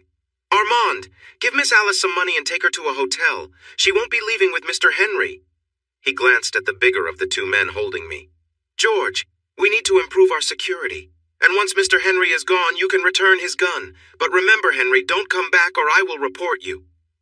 As they pulled me away, Richard called out one last time, No hard feelings. I wasn't sure if he was talking about me or himself. Pleased to meet you. Hope you guess my name. But what's puzzling you is the nature of my plan. Richard's plan was one you might expect from someone with a grudge, someone who wanted to ruin past friendships and inflict pain on both of them. Why do we want to hurt others? Who knows why we do anything? He had a clever way to do it. He would charm her, destroy their relationship, and hurt them both in the process. Richard executed it all with such skill, enjoying his control over the situation. He was unpleasant, but you had to admire his creativity. It was a rare talent. I was at my lowest point.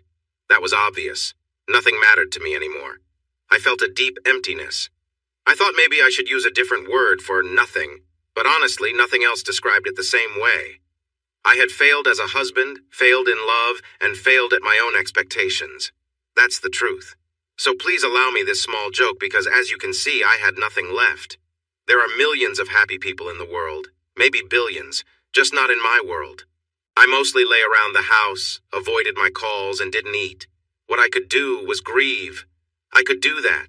I could mourn what Alice and I used to have, or what I believed we had before Richard took it all away. Why wouldn't I think it was real? There were no signs until the very end. Even then, it was confusing. I knew almost nothing except that she was with him until the photos came. Richard had bragged, but I hadn't fully believed him. Until I saw the pictures, I hoped she would leave him, come back to me, and we could salvage our marriage. You don't simply walk away after a decade together. I couldn't just give up. Those photos made everything clear. Every day felt the same. I sat in a big chair and listened to the recording of Richard's first call to her. Every time I thought about how Alice had pushed back against him at first, even if it was just a little and for a short time, I felt a sense of hope. I'd think, stay strong, Alice. But sadly, she never did. Even so, I was relieved that I hadn't harmed her. He was the real problem, the mastermind behind everything. She was just a player in his game, a tempting one for sure, but definitely not the leader he had made her believe. It would have been too much for her to witness his end, and then mine, and carry that burden forever. I really messed up. Sorry about the joke. I went through the photos, but mostly I replayed in my mind the scene of Alice with Richard. She had become shockingly good at pretending.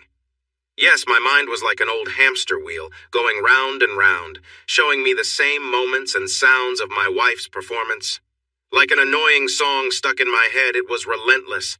I couldn't escape it, no matter what I tried. I did all the things betrayed husbands usually do. I threw things around the house. I punched the walls. I cried. I took some pills, drank until I felt sick. Even with all that, I couldn't sleep, and I felt too drained to do much more than sit in that chair and think about everything. Sometimes I had to go to work. There were still tasks to handle. At least I hadn't walked away from my job like Alice had. That was frustrating. But I tried to go in mostly at night when it was quieter, letting my office manager manage as best she could. I took long drives in the desert, enjoying the cool night air. And did I mention I got another DVD from Richard? It had the last scene from his home on it, in blurry black and white from a security camera, and he had written, "Enjoy," on the cover. After that, I didn't have to imagine it anymore. That same afternoon, I filed for divorce. I wasn't going to let Alice get an easy, quick divorce without consequences. No way. I wanted it to be for cheating, emotional harm, and leaving. I also started a civil case to get as much of her property as I could. Nevada follows community property rules, but I thought it was worth the effort. The only issue was they couldn't find her to serve the papers right away. but my lawyer assured me there wouldn't be any major problems. I had more than enough evidence. He even managed to get a court order giving me temporary control over the house. I took some steps people usually think about, mainly shutting down our shared accounts and credit cards. I didn't know if I could keep all the money legally, but it didn't matter. I felt better after that. I sold the unwanted items, cleaned up the home, my home. I changed the locks and got rid of nearly all of her things. I tossed out her photos, packed up her clothes, and donated them. I did everything I could to erase her from my life. It felt much better. The bad dreams stopped. I started working again. Time went by. I thought I could never trust another woman, but I did think about dating. Then Alice came back. Alice showed up. Just 3 words, but they meant so much. One moment she wasn't there, and the next moment she was. The doorbell rang. I should have paid attention. Things were finally getting better, and I thought I was moving on with my life. But then there was Alice in the doorway, looking at me and saying nothing. It felt like a nightmare. Not again. Get out of my life. I slammed the door shut. The doorbell rang again, but I didn't answer. I was already feeling panicked. Is this how it would be now? You can't be ready for it. You can't imagine how it will feel when she comes back. She kept ringing the bell for a long time and knocked, calling to me. Please, Henry, please talk to me. Her voice was scratchy, but I could hear her. I stayed away from the door. I walked quietly around the house, trying not to make any noise. Maybe she would leave if she couldn't hear me. I thought of her like a ghost. She couldn't get to me if I didn't let her in, but still there she was. I tiptoed to the door and looked through the peephole. Her shirt looked dull, and her hair was messy. She had a bruise on her arm. Alice looked worn out, but she wasn't much different from when I saw her before. Henry, please. I'm so sorry. Please talk to me. Finally, she went quiet. After a while, I looked out and didn't see her anymore, so I thought it was safe to leave. I opened the garage door and backed the car out. It was hot outside. Spring in Las Vegas felt overwhelming, and sitting there in the shade was Alice, staring at nothing. I quickly closed the garage door, watching it lower. Hurry! Hurry! Just as it closed, I saw Alice lift her head and start to stand up, leaning on the wall for support. I rolled down my window and called out, You're not welcome here. If you want to talk, see my lawyer. If you're still here when I get back, I'll call the police. She stood up and said something, maybe, please, and walked a bit closer, but I drove off before she could say more. What should I do? How could I make her go away? What if the police believed her? I felt frustrated and angry. Just leave me alone. I spent the night at a motel. The next morning, I asked my office manager to call security if Alice showed up. Don't you think you should talk to her? She asked. Maybe you should look for a new job, Sherry. She looked taken aback. I'm sorry, I didn't mean that. But you don't know everything she did. I can't really explain without it being inappropriate. Sherry was quiet most of the day, canceling my meetings while I sat at my desk and gazed out the window. Around 4:30, she came in and closed the door. Henry, you can fire me if you want, but I've known you a long time. You need to clear things up. Talk it out, then you can both move on. You don't know all the reasons why she acted the way she did, and it's time to stop letting Richard control you. That's all I have to say. What had I done for weeks, even months? I had tried to talk to Alice, but she wouldn't listen while she was with him. When I walked towards Sherry, she flinched as if I might get angry. I leaned down and gave her a light kiss on her head. I know you mean well, but I can't do that anymore. On the drive home, I kept thinking, please don't be there. Please be gone. I can't handle this. Alice was still sitting in that spot of shade. Was she going to stay there forever? It had been an afternoon all night and most of the next day. She could be in really bad shape. When I arrived, she slowly got to her feet, so she was alive. I wasn't sure if that was good or bad. I parked and closed the garage door. She didn't ring the bell, but when I looked through a side window, she was leaning against the wall, her face hidden in her hands. She looked sunburned. What should I do now?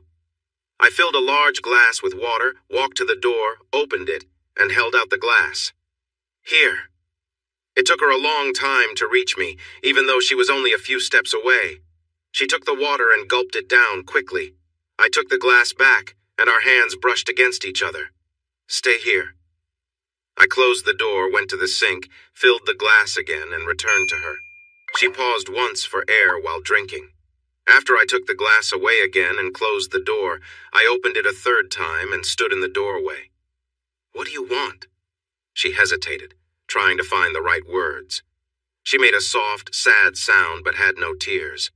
Finally, in a small voice, she said, "I'm sorry." I held the door and looked past her at some cactus. "Please, I'm so sorry. Please help me. Go away. Let me come home. I'm sorry." Alice's voice was barely a whisper as she started, but then fell silent. "You can't stay here," I told her firmly. For a moment she said nothing, just stood there, hesitating. I wondered if she'd say anything at all or simply wait for me to give in. "I don't have anywhere to go," she finally said. "Then find a place," I replied, frustration building. She looked down, her voice trembling. "I don't have any money, no job, I don't have you. I don't have anything." She began to sob, her voice catching in her throat. I knew what was really bothering her. She didn't have Richard Moriarty. "Then go to Deb's," I suggested, but her tears only came faster and she didn't bother wiping them away as they fell. "She won't speak to me," she said, her voice barely audible. "Why not? Just because you left me?" She shook her head. "It's more than that, please, Henry. Listen. When I was with him, he had this idea. He wanted me to involve her. I tried to talk her into it, and I ruined everything." She buried her face in her hands, her shoulders shaking as she sobbed. "What have I done? How could I do it? I'm so sorry, Henry. Please forgive me, please." "So after all this, you come back to good old Henry," I said bitterly, hoping maybe I'll just forget everything. But she kept crying, her words broken and shaky. Finally, she looked up, pleading. "Henry, I know you hate me. I did awful things to you, but I need help. Just for a little bit. A few nights, that's all. Please, Henry. I'll do anything, just please." I hesitated, anger simmering as I took in her desperation. Why didn't she ask Richard for help? No doubt she'd tried, and I could only imagine how he'd reacted. As I stood there, an idea came to mind, something that felt like justice in a small way. "Fine, come in. I have something to show you," I said, leading her into the den. I put a DVD into the player and turned on the screen. "Watch this, Alice."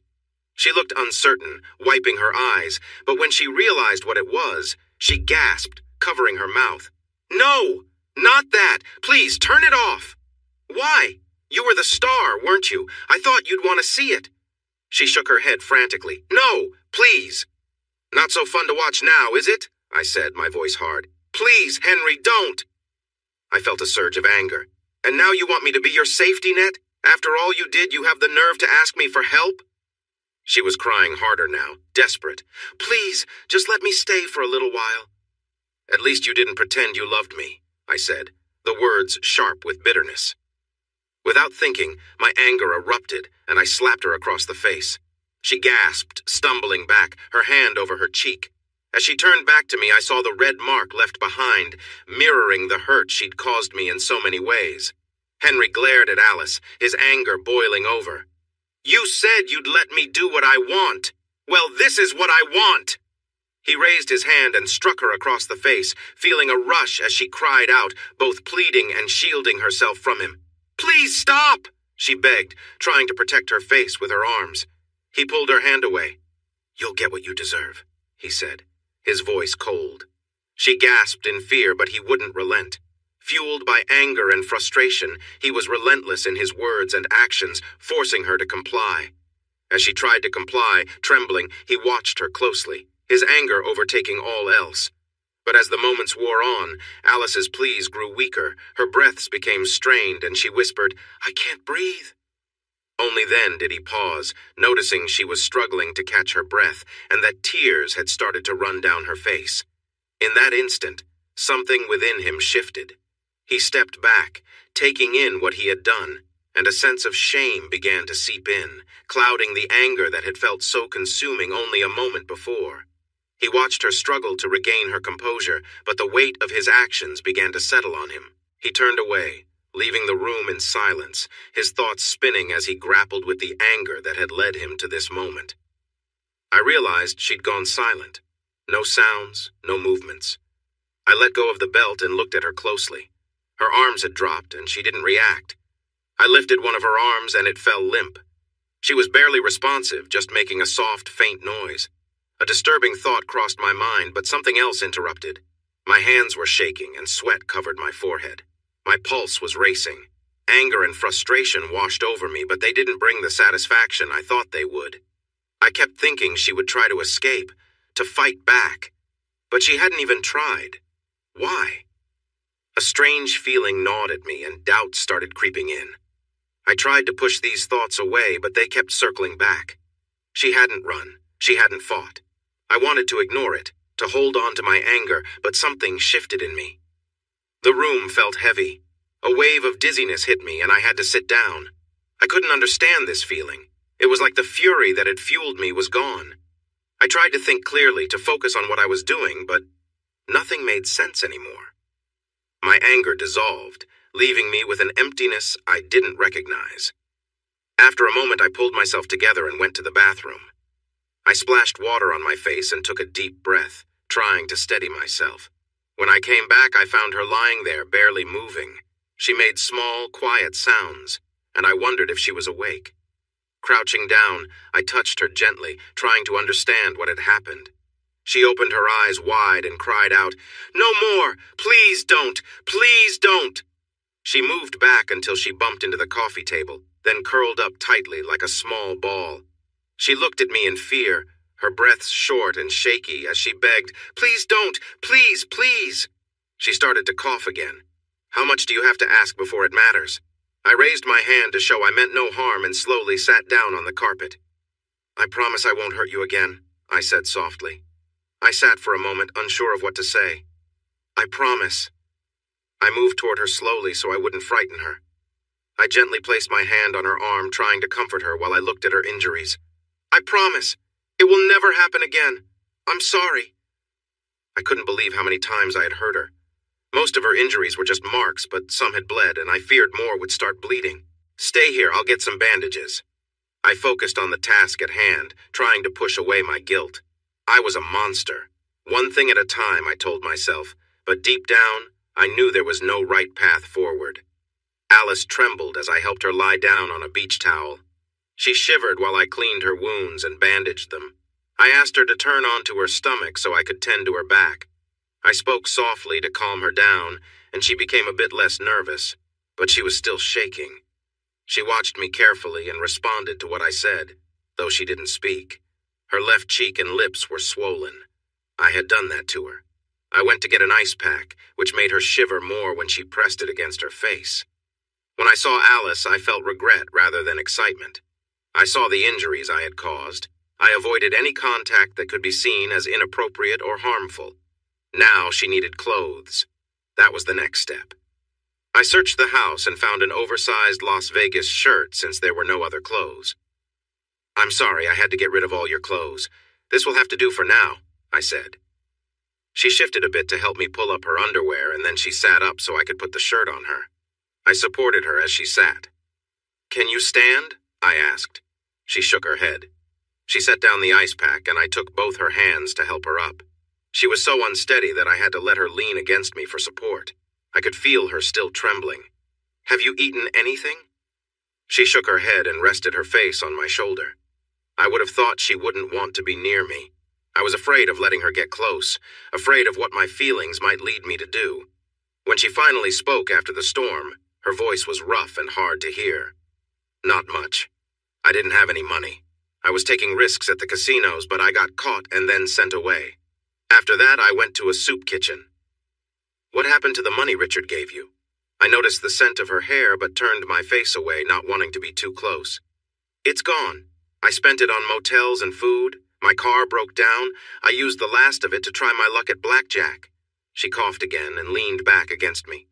"I lost everything, just like I lost myself." At that moment, my thoughts wandered far away. She could have accessed our money if she had really tried or had any skills to survive.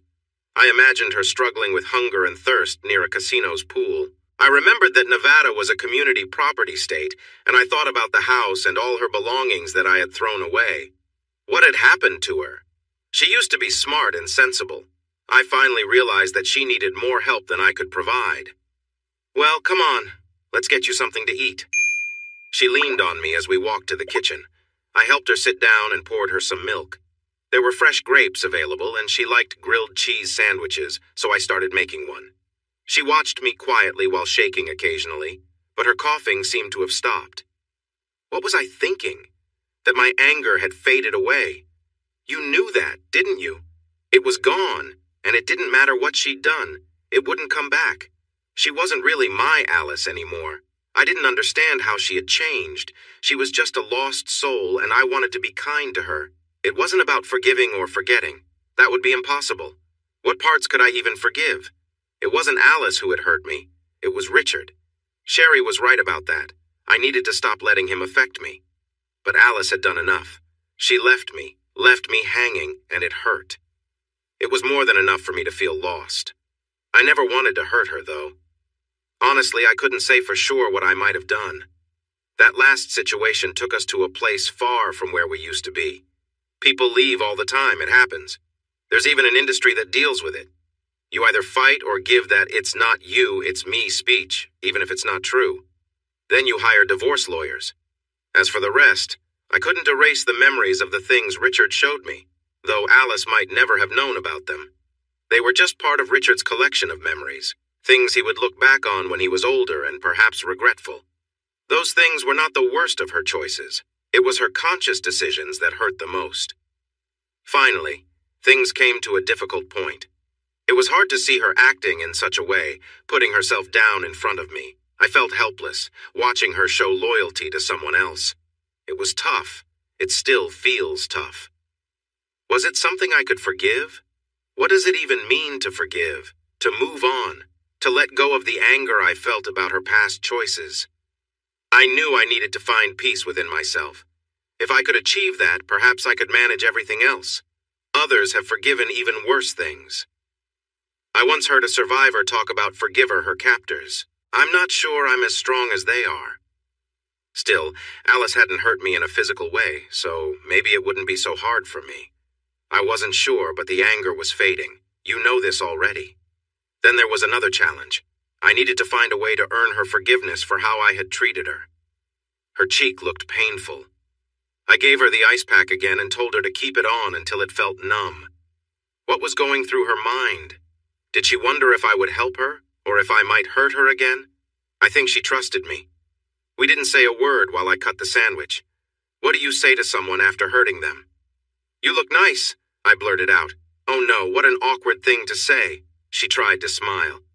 I washed my clothes in restrooms and hung them out to dry. You kept things neat, I replied. Why bring that up? I should have stayed quiet. Don't mention the rings. I could see the outline of them through her shirt. Ignore them. She spoke softly. At first I thought he might take me back. Later I felt I needed to find a way to get by, and that meant looking presentable for customers. She sighed. I tried to find a job at a casino, but security caught me.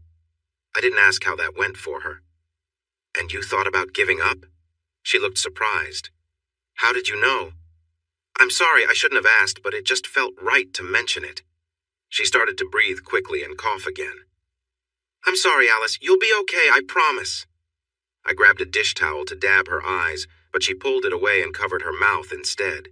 After the coughing stopped, she said, I didn't mean to try. I was staying at a shelter, but then... She paused, gasping for air. I thought she might not be able to finish. I was hurt by some men, and a lot of my belongings were taken. We were quiet for a while. At that time, I thought about giving up, but I wasn't strong enough. It was always on my mind. I'm really sorry, Alice. I shouldn't have brought it up. That's all behind you now. Things will get better. You'll see. Maybe if I said it enough, she would start to believe me. She was surprisingly open about everything. I thought she would share any story I asked about. I didn't ask if her choice to sell herself had led to her being hurt, or how many men had taken advantage of her. She was beautiful enough to be a successful escort, but she would likely know little about handling the risks. The fact that she had been hurt helped explain her mindset, but it was just one event in a long line of difficulties that had pulled her down. She didn't need to tell me every single detail. There was another problem. She wouldn't eat. You have to eat. You need your strength back.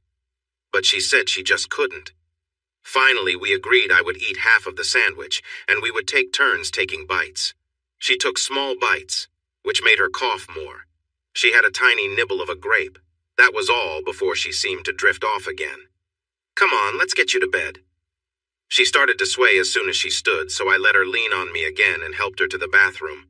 I found a new toothbrush and some expired cough medicine. Then I took her to the guest bedroom. I noticed some marks on her arm were seeping through her shirt. I realized I would need to take her to a clinic. They would notice those marks.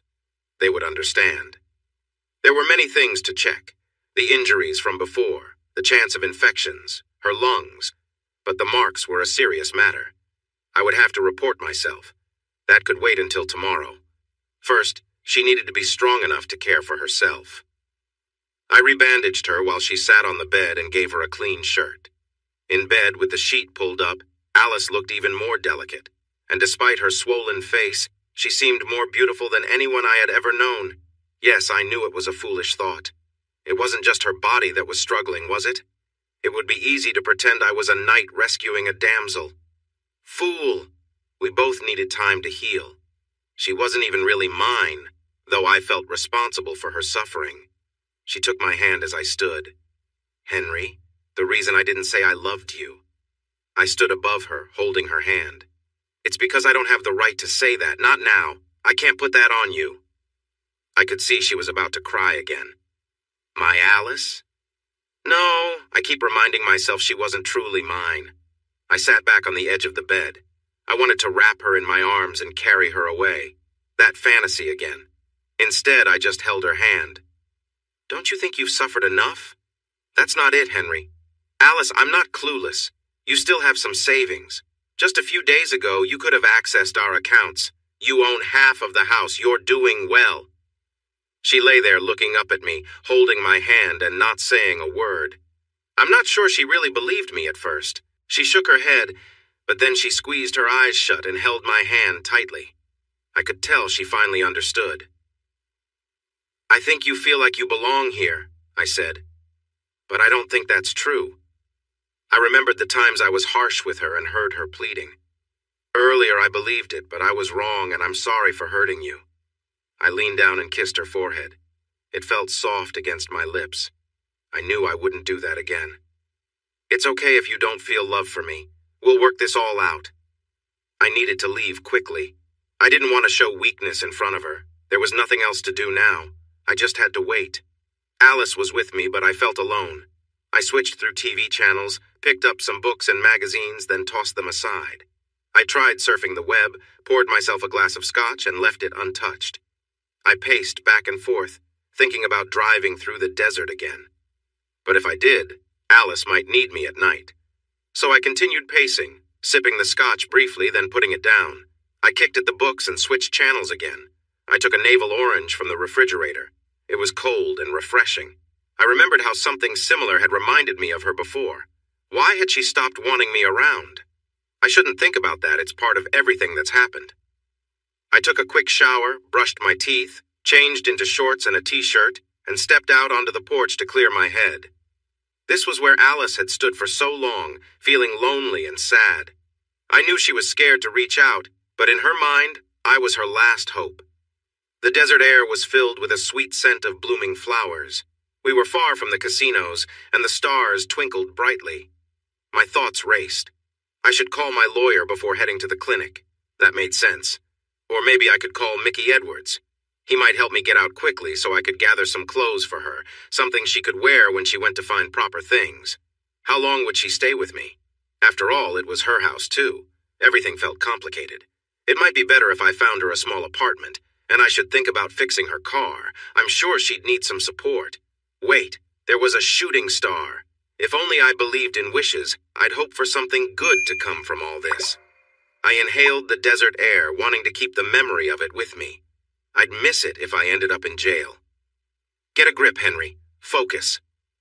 I peeked in on Alice. She was sleeping peacefully, but the sheets were all tangled around her. I struggled to sleep for a long time, then I finally drifted into a dream about Alice. It was the same dream as always. I hadn't thought about it for a while. The dream with her on the bed and me on the floor. Then I woke up. Is she home? Of course, she's home. I needed to see if she was really here. I glanced at the clock and noticed something on the floor beside the bed, Alice wrapped in a blanket. She looked lifeless. Alice? What happened? She turned her head slightly and looked at me. I'm sorry, Henry, I couldn't be alone. I didn't mean to wake you. You looked so calm. If only that were true. Did you have a bad dream? No. I'm scared to sleep because I feel uneasy. It happens when I'm awake, too. It's like a wave that hits me suddenly. I don't know how to explain it. Panic attacks. I can't control them. I was scared being alone. I'm really sorry for this. Could I stay in here with you? I promise I won't disturb you. Of course, just come up. She hesitated. No, I don't want to be a bother. It's fine. You'll feel more comfortable up here. She climbed onto the bed, staying on top of the covers. Get under the covers, Alice. You might as well be comfortable. We've shared beds for years. She slid under the covers, facing away from me on the edge of the bed. I watched her for a while. Just as I began to drift off, she jolted like something had startled her. Alice? I reached for her. I'm sorry, Henry, I'm bothering you. Her breathing was heavy and she sounded frightened. Okay, let's try something different. I took a breath. Let's cuddle. Henry, no, I don't want to disturb you. It won't bother me and it will help you. You need to trust me. Right now, I'll think for both of us. I had to believe it would help her, even if I was worried about myself. She didn't say anything. She shifted toward the middle of the bed and inched closer to me. I wrapped my arm around her. She took my hand and brought it to her lips, whispering, Thank you, Henry. You're a lost soul, but I'll help you. I'll look after you tonight and maybe for a few days until you feel better. You were important to me once, and I care for you now. I know we never fully understood each other, but I can see you need someone right now. I gave her hand a gentle squeeze. In a little while, her breathing became calm and steady, and I was able to fall asleep. Let's start with the fact that Henry, who might be seen as a hero now, went to sleep next to Alice, without being intimate. Who would have thought that would happen in a story like this? What could come of it? I can tell you that later in the night she woke up twice, frightened from bad dreams. He comforted her, rubbing her hair and speaking softly. Still no intimacy. Personally, I think I would have found it hard not to be tempted. But let's set that thought aside, at least for now. She started coughing again, and it got so bad they had to use the last of the medicine. What about Alice's health issues and Henry's troubling past? If he thought about it clearly, he'd realize he really didn't want to get into trouble, and Alice's health made things even more complicated. He came to see this soon enough. He may or may not become a hero, but there were serious concerns if the authorities got involved. Alice had nothing suitable to wear for the hospital, and he didn't believe she could take care of herself emotionally or physically while he dealt with the situation. He was right, of course. Trust me on that. I'm the writer. Some readers might say things like, well, it's her own fault. That's a serious moral argument, but it wasn't Henry's view, so he had to focus on helping Alice. He lay awake for a long time thinking instead of sleeping. Meanwhile, after he comforted her twice, Alice found herself feeling very close to him. Or maybe she was falling for him again. But don't think you know where this is going. Don't jump ahead. Personally, I wouldn't trust such quick feelings, but they felt real for her. Even she realized there were issues, and she thought to herself, I can never tell Henry that. I might agree with her, and I wouldn't want this to turn into a typical romance story. So let's put that aside for a moment. Things will sort themselves out one way or another. Henry woke up around 8 and called Mickey Edwards. Alice was still asleep, and her breathing was not sounding good. Mickey might still be sleeping too, at least in stories. Private investigators often work at night, but he seemed like the best person to contact first. His wife, Maria, answered on the third ring. This is Henry Jekyll. I'm sorry to call so early, but can I speak with Mickey? It's about my wife, Alice. We need help, quickly. Oh, right. The Richard Moriarty case. Maria's response surprised Henry, but you and I know that spouses often know a lot about each other's work. He's out on another case right now. I can pass a message to him. Please tell him it's important and that she needs medical attention. Wait, stop. Is this an emergency? No, but we need some help. Mickey called back in 5 minutes. Henry, before you say anything, I'm going to ask some questions, and you just give me the main points. Don't mention anything about what you might have done. Got it? Okay. Is Alice hurt badly? No, but wait, I'm not completely sure. I know she needs medical care. What kind of medical care does she need? She came to the house on Thursday. I let her in yesterday. She's been hurt and has trouble breathing. She also has a bad cough. It might be pneumonia. And for some reason you haven't taken her to the hospital yet? Mickey, if we could, oh no, we could use a little more privacy. Come on, Henry, be honest with me. If it's serious, hang up and call 911 right now. It's not an emergency. Trust me. Don't mess around with this. Are you sure it's not critical? It's not, but she needs a doctor. You're at home. Yes. And she's okay for now? Yes. I'll call you back. And you better be telling me the truth, or I'll contact the police so fast you won't see it coming. Soon after, a doctor will visit. The service won't be covered by insurance and will be costly.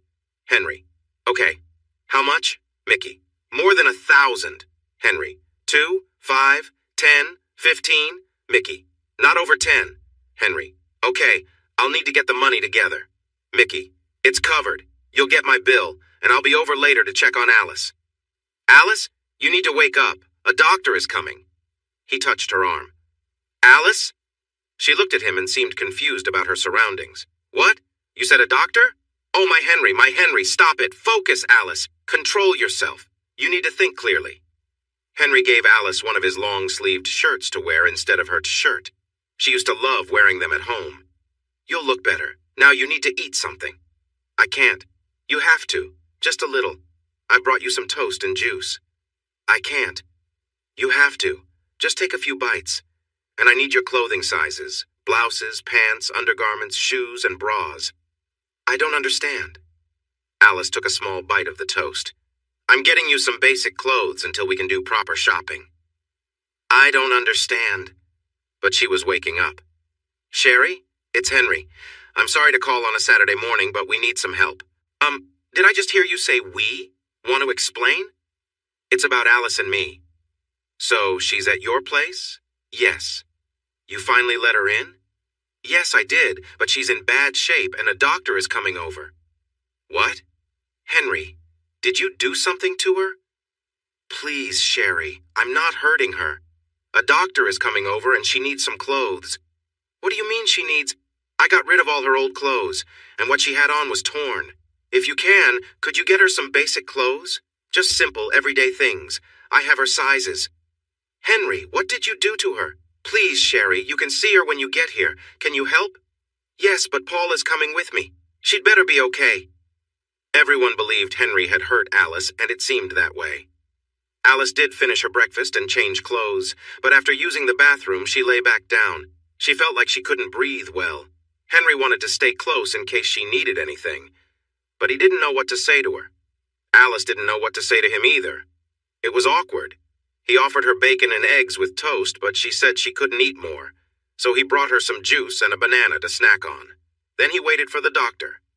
Sherry and Paul arrived quickly, faster than Henry expected. She brought everything he asked for, including a nightgown, a robe, and some toiletries he hadn't thought of. They walked in without knocking. Sherry put the bags onto the coffee table and looked at Henry. Where is she? She asked, clearly worried. In the bedroom, this way. No, you and Paul stay out here. I will talk to her alone. She went into the bedroom and closed the door. Henry and Paul sat down to wait. What happened? Paul asked. I don't think I can tell you, Henry replied. It's a privacy thing. You know Sherry will ask me later. Then you'll find out then. Sherry came out and quietly closed the bedroom door behind her. She approached Henry and said softly, Give me the belt you used on her. The belt? Yes, the belt. Hand it over. Henry took the belt from a drawer and gave it to her. Sherry examined it closely, noticing some marks on it, then stepped forward and swung it towards Henry. He stepped back, startled. Stay calm, Henry. Breathe deeply. Trust me. Don't let anger take over. Just breathe. He took a moment to steady himself. Henry held still and finally said, I won't let you hit me again, Sherry. Paul stood a little ways between them, unsure of what to think about what had just happened. Sherry held the belt away from her. But it's okay for you to use it on Alice? Is that how it is? Henry stood still. No, it's not okay. Nothing about it was okay. But I did it and I can't take it back. Why shouldn't I just report you? Okay, I get it. Do what you think is best. If you promise to look after her while I'm in custody, that's fine by me. Sherry paused to think. First, you need to tell me your story. What happened? What's your reason? There were reasons, but not excuses. I lost control. It won't happen again. And? That's all? Many people who hurt others say that, but it happens again. What do you want me to say? Didn't she tell you? She says it's all her fault. There was some silence. Yeah, many people in bad situations say that. Are you saying that? No, it wasn't entirely her fault. She had a part in it, but it wasn't her fault. Then tell me. Be clear, from the start. He shared his story. Sherry knew about the leaving and Alice showing up. She definitely knew about the punishment. She had made Alice show her the marks. The rest? Just bits and pieces. She didn't know about Richard throwing Alice out or anything about the pictures. Henry opened his laptop and showed the photos. Most of them didn't surprise her, like the collar and the wine incident. But the last photo? That looks like the start of something disturbing. What's that mean? Henry looked at Paul, who didn't reply but had an interested look. It's a type of adult film, originally from Japan. It involves a woman and many men. She shook her head. No way, that's not real. It is real. Just look at it. She turned to Paul. Is it real? It is. Don't look at me like that. I know about it. Henry had an idea what kind of videos Paul might search for later, and Sherry didn't want to dwell on that. Henry continued. They take turns getting close to her. No. She began to visualize a more disturbing scene. You wanted to know. Sometimes they collect and share what they produce. No! Stop! Sherry covered her mouth and turned away. I'm sorry. I shared too much. I don't know what Alice went through. Richard sent me just one image with the 6 men. Sherry thought, 6? Just 6? Paul made a face as if to say, wow. A few have already finished. I'm not sure how far it went, but it was real. And look at what Richard wrote on her. Henry, wish you were here. It's a bit blurry. It was quiet again. Sherry looked thoughtful. Paul appeared curious. Henry looked sad. Sherry said, that's what made you lose control. No, there's one more part. More? Yes. Henry hesitated. After that, I went to Richard's house. I had something with me, but they caught me. As Richard's guards held me back, he told Alice to remove her clothes, right there in front of me, everyone else, and a camera. And she did. Then he made her do more, all while filming it. I had to watch as he humiliated her and sent me a copy with a mocking note attached. Later, when Alice came to my place asking for help, I lost control. I took out my anger on her, not that it justifies what I did. She was alone and vulnerable, and I realize now how wrong I was. I get it if you think I should be punished for it. After I said this, Sherry quietly put down the belt she had picked up, looking at me with sympathy. She walked over and gave me a comforting hug, like you'd give someone who's grieving. Just then, the doctor and his assistant arrived. They came in a plain van with their clinic's logo on it. It was a quiet entrance, with no flashing lights or noise to draw attention. It wasn't an ambulance, just a clinic vehicle. They brought in some medical equipment and went into Alice's room, shutting the door. The rest of us waited in silence while the assistant returned to the van for more supplies. Finally, Sherry broke the silence. What made you stop? She asked. Stop? I replied, caught off guard. She nodded toward Alice's room. What made you stop hurting her? She blacked out. I went to get some things to keep her from running off, and then I don't know. It was like a weight lifted. I suddenly understood what I was doing, and I couldn't keep going. You hated her. You were furious, hurt. Yeah, until that moment. The anger vanished, but the pain is still there. That's my burden to handle. And you chose to help her after that. I had to. I was responsible. Even with what she did to you? That's her own issue to deal with. I think she's looking for forgiveness. I'm okay with that. But I need to find forgiveness too. From whom? What?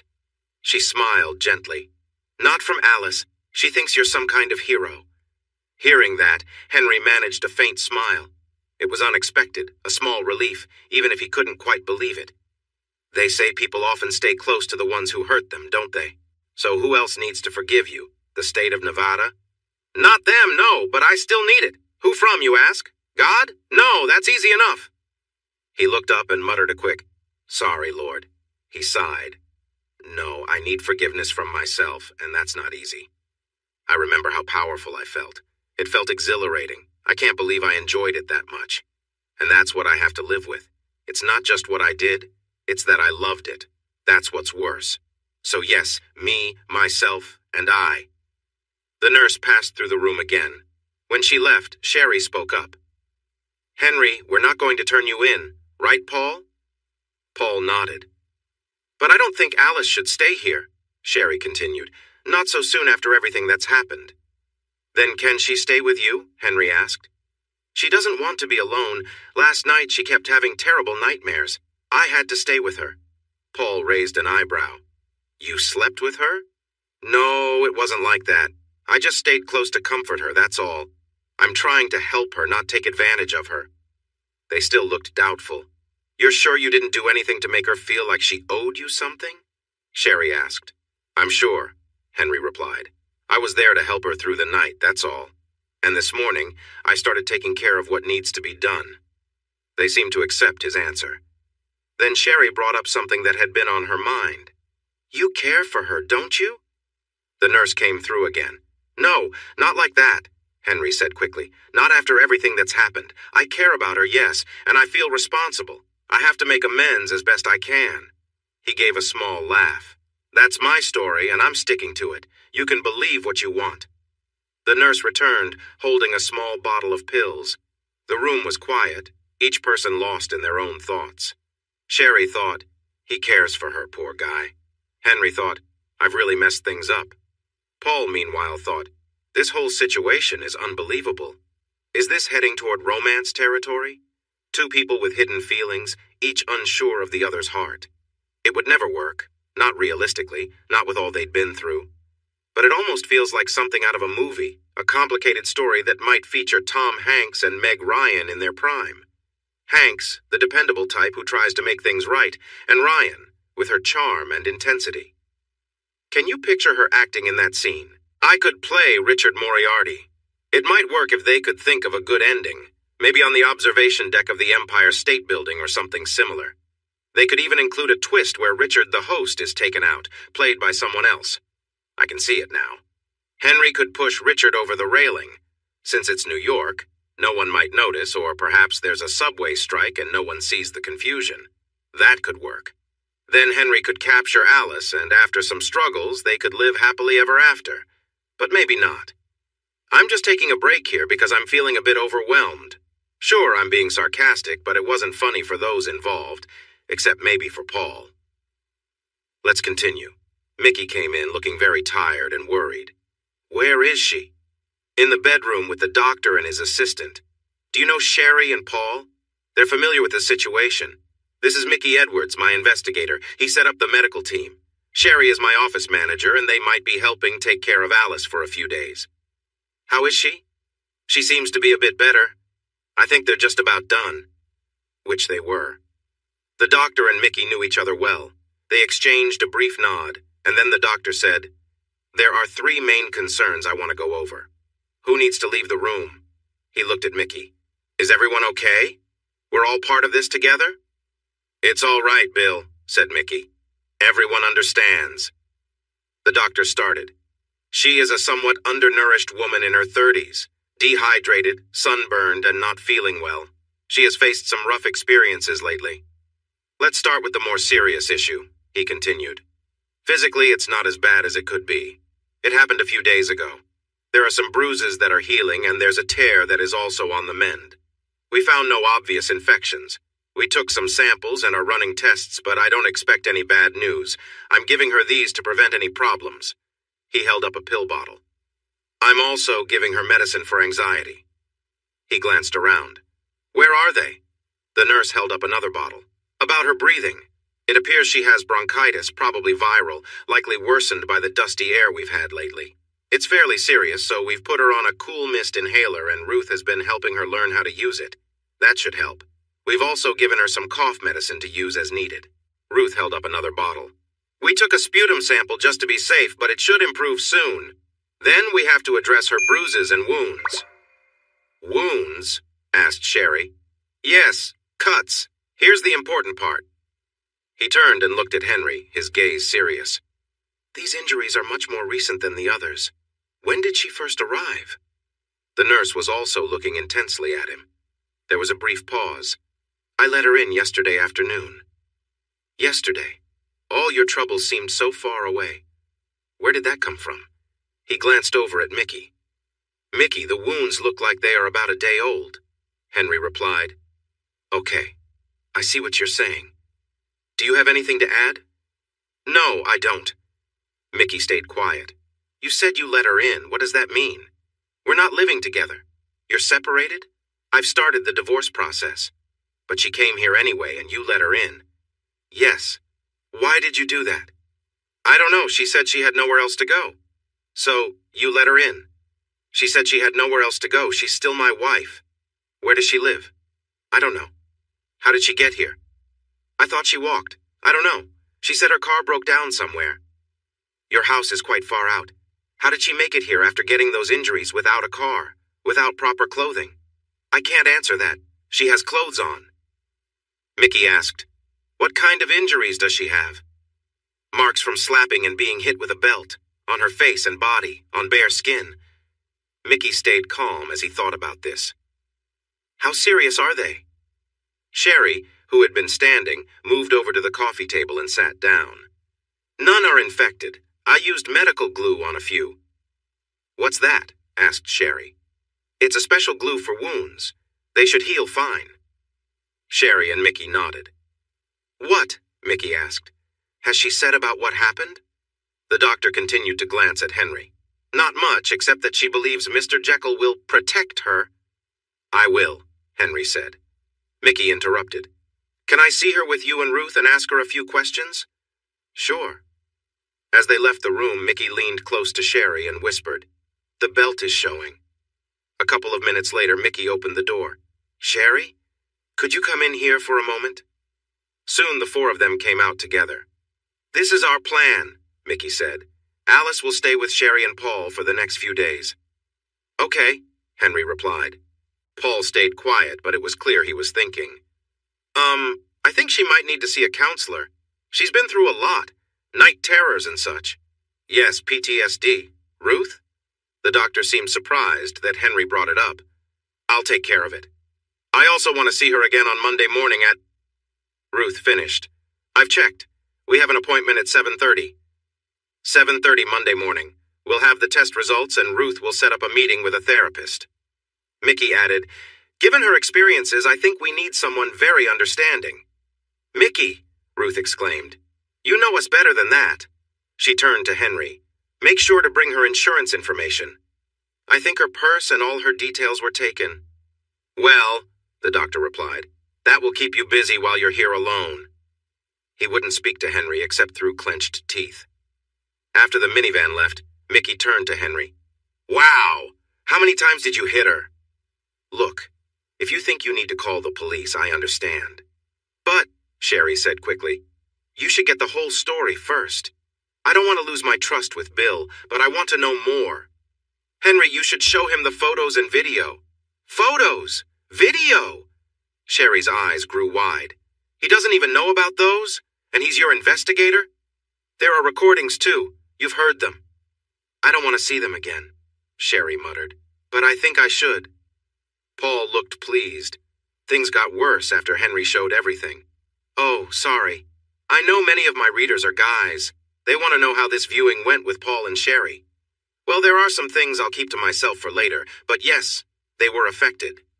With Paul, it was what you'd expect. Now that he knew what to expect, he sat ready for the highlights. If you watched him closely, you'd almost think he was getting a bit restless. As for Sherry, it was harder to tell. To me, the author, it seemed like seeing it again bothered her. I could be wrong, but her eyelids got heavy and she flushed. She didn't look away from the screen.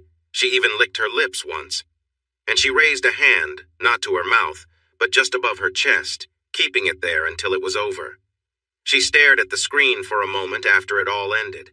Like I said, I might be reading too much into this. And Mickey? He got really frustrated with Henry for not sharing everything he should have.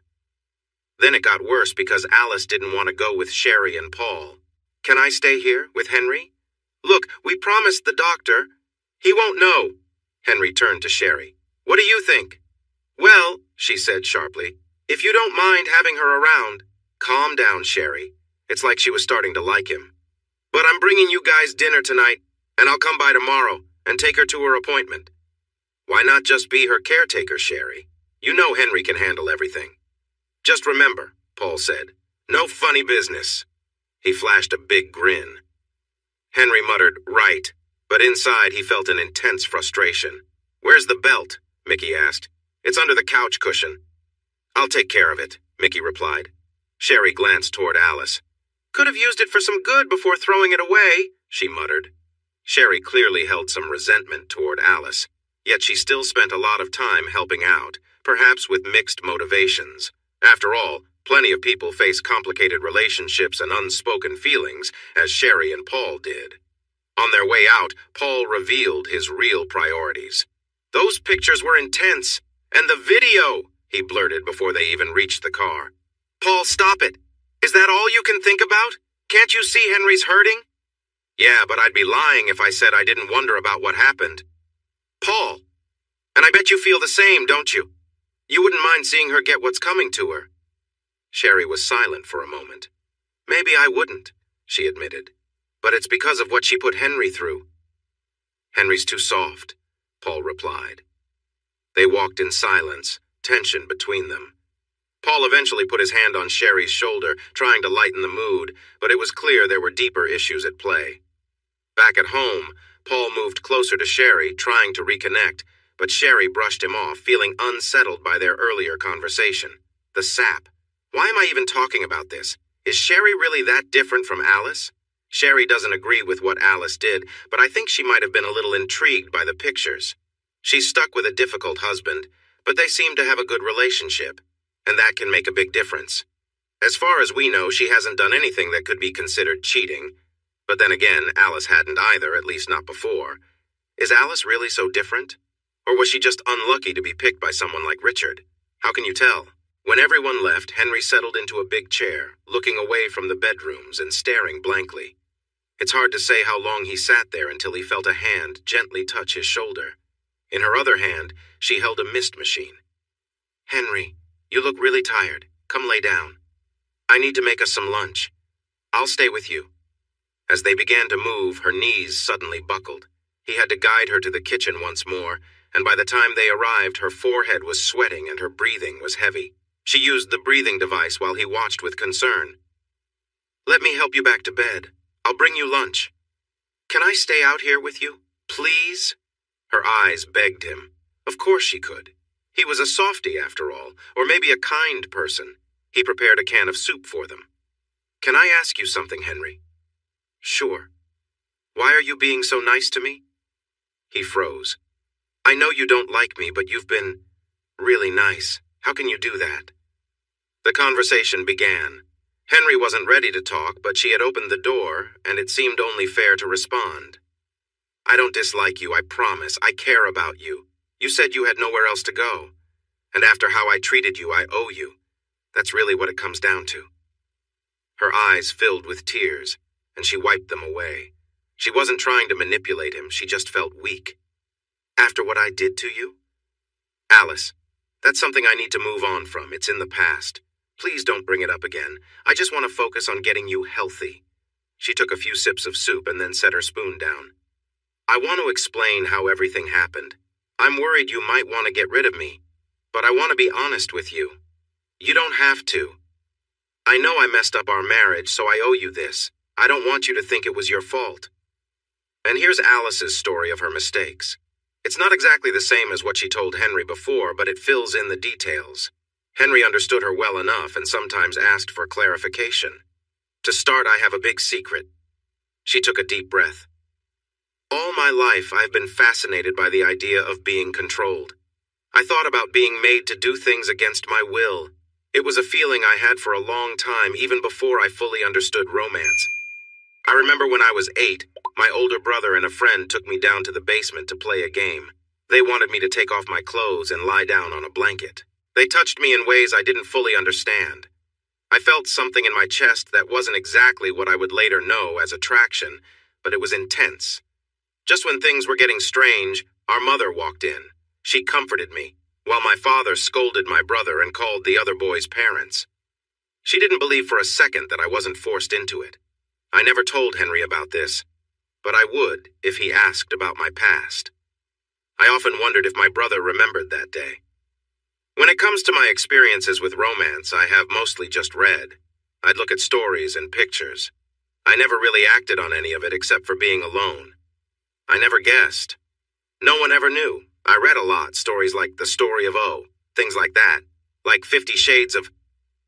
Oh, that one was pretty intense, but yes, things like that too. I kept my thoughts to myself. There are many books and movies that explore those themes, but with you, I always felt interested. Our time together was never forced, and I was always committed. I never strayed, except for Richard. I'm really sorry about that. It felt like everything shifted suddenly. Something changed. It was New Year's Eve when Richard showed up with someone else in a way I had never seen before. He brought her out in public. I was shocked. He had her on a leash, guiding her as he acted out fantasies right in front of me. It felt like he was exposing my hidden thoughts to the world. It was infuriating, but I couldn't help feeling a rush of excitement. We ended up having a great night together, and the next day too. Do you remember? Henry nodded. I thought things might calm down, but then he called just a few days later. Henry seemed to acknowledge that. You weren't home. Somehow he managed to steer the conversation to fantasies, particularly one involving me in a vulnerable situation. I didn't even know how it got there. I know, Henry replied. I've heard it mentioned before. What do you mean? He told me about it. The first thing he sent my way? I don't understand. He reached out to me. Tell me how he swayed you. It was part of his plan. I don't get it. It's clear I still have it. If you want, we can look at it later. You can see how good he is. So, yes, I know about it, and I know there was at least one more call. Alice felt her world turn upside down. Everything was suddenly more complicated. Why were Richard and Henry talking about her and sharing her words? What was happening? She lost her focus and realized Henry was talking. Alice, I'm sorry. I know some things because Richard tricked us both. I won't keep them from you. Just trust me when I say I know what happened on that call. So, I'll let you speak. But she couldn't focus. Alice felt dizzy and sick. She pressed her hands against her face and soon had to rest her head on her arms at the table, accidentally knocking over the soup bowl. Some of it spilled and she trembled, scared she would be sick, worried about everything. What if she was the joke everyone was making? What if Henry was in on it with Richard? Henry cleaned up the spilled soup and placed everything in the sink while Alice rested. Let me help you to bed. Come on, up. Please don't make fun of me. He was supporting her as they stood. I'm not. I won't hide anything from you. But there's been no time since you got home for us to talk. Okay, can you walk? Do you think you might be sick? Should we go to the bathroom? No? Then just lie down. I'll get the nebulizer. I'll be right back. Slowly, she began to feel a bit better. Her stomach calmed down. Henry thought she might fall asleep, but she wanted to know the truth and needed to share her own truth. There was another call, Henry. She was frustrated thinking about Richard and everything he could do. He called, and I let him take control. He could read me like a book. I had never cheated before in all our time together. I know I keep saying it, but please trust me. He somehow convinced me. I talked myself into it, telling myself that everyone does it at least once. This would be the only time. You would never find out. We planned to meet. At your office, one of the days you stayed late? No. She laughed bitterly. Richard doesn't go to you. You go to him. I got home late that day, but he didn't come to my office. It was at one of his places not far from here. I left early to get there. It was a small spot in a strip mall, close to a Chinese restaurant where she and Henry had eaten several times. The door had a plain business name that Alice later noticed was usually locked. Inside, however, it was a nice meeting space with thick carpets, lovely furniture, and soft lighting. There was soothing music playing, like that in a spa. I expected something different, maybe like a scene with his assistant, Alice said. Diane, Henry replied. Yes, her, I never met her, but I thought it would be like that. Instead, it was completely different. There were two women there, Juliet and Justine. Those probably aren't their real names, Henry said, thinking. I know, Alice said, looking down with a smile. I've read a lot in my spare time, but those were the names they always used. Juliet and Justine were there to greet her. One was tall and blonde, while the other was shorter with dark hair. They both had strong accents. They took Alice's arms and led her into the main room, which looked like a cozy home theater. Richard was sitting in a large leather chair. He stood up to greet her. She didn't remember everything he said, but she recalled seeing someone with red wine on a silver tray. She was served first, and she didn't see anyone else there. Richard introduced her to Justine and Juliet, commented on her looks, and asked how she felt. He told her that if she wasn't ready for what was coming, she should leave now. Alice felt nervous, but said, "I'm ready, Richard." They finished their drinks. "Good. Those will be your last words unless I ask you to speak. Nod if you understand." Alice nodded, feeling an exciting thrill.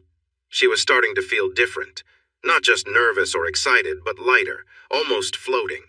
Her heart raced as the room seemed to dim. She swayed slightly, and Justine, or maybe Juliet, held her steady. Together they guided her to the center of the room, turning her to face Richard. "Now keep your face and eyes forward with your hands by your sides," he instructed. Alice followed. "No," he chuckled. "You don't need to be so formal. Just keep your eyes forward and hands at your sides, that's right." He paused for a moment. "Now please take off your shoes." She did so, feeling a bit unsteady. Juliet took the shoes and placed them away. "Good. Now your skirt." Alice unfastened her belt and worked to lower her skirt. She struggled to focus without looking down. "Did I say you could look down?" she heard Richard say. She almost apologized, but instead looked straight ahead and continued to slide her skirt down, feeling a mix of emotions. One of the women took the skirt away. She could sense they had folded something and placed it away, but she couldn't see. "Your blouse." That was simpler. Then he gave her a more challenging task. "I see you're wearing tights. Please take them off. Girls, find her a stool to sit on while she does this." Once her legs were bare, he had her stand again. "No more tights. Next time wear stockings with a garter. Nod if you understand." After she nodded, he said, "Now you're dressed just like any woman at the pool, right?" She nodded again. The feeling in her chest was steady. She was also aware of a fluttering sensation. She felt faint, as if she wasn't fully there, with only Richard's voice and the hands of the two women grounding her. She didn't share every detail with the readers, not every single one. But Henry understood what was happening. He wondered, why is she being so detailed? Does she really think this will make anything better? But he stayed quiet because he was always polite, except when he wasn't. He hoped this would help her. I listened because it was an interesting story. A woman's struggles can be quite engaging to hear. Would I feel the same if she were my partner? I'd have to think it over, but maybe. At this moment, Henry started to suspect that Richard had added something to Alice's drink. Was it something like MDMA? But why would he do that? She was already vulnerable. By the end of the first phone call, she seemed lost. She surely felt lost by the time she arrived at this place. She wouldn't have turned back then, even if she felt nervous. So why? Maybe it was just to ensure there were no last-minute issues, as Richard liked to plan carefully. Henry thought that perhaps he wanted to give her an extra boost, something to help her go further than just stepping away from her usual routine for a day. Who knows? He was thinking out loud, but he was smart enough to connect the dots. Richard spoke again, and Alice listened. "Unhook your bra, but don't take it off. Good. Now close your eyes." She did as he asked. Someone gently pulled her bra straps down until it came off completely. Her heart raced. Another person approached from behind, taller than the others. Justine reached around Alice and touched her softly. "Keep your eyes closed." Juliet knelt in front of Alice and carefully pulled her underwear down. Once they were on the floor, Richard instructed her to lift each foot so they could remove it. "Now you're completely bare before us for our purposes," he said. "We're just going to focus on one thing," Richard said. Alice was guided by two women whose names she kept forgetting. One of them gently placed a soft cloth over her eyes, tying it at the back, covering her vision completely.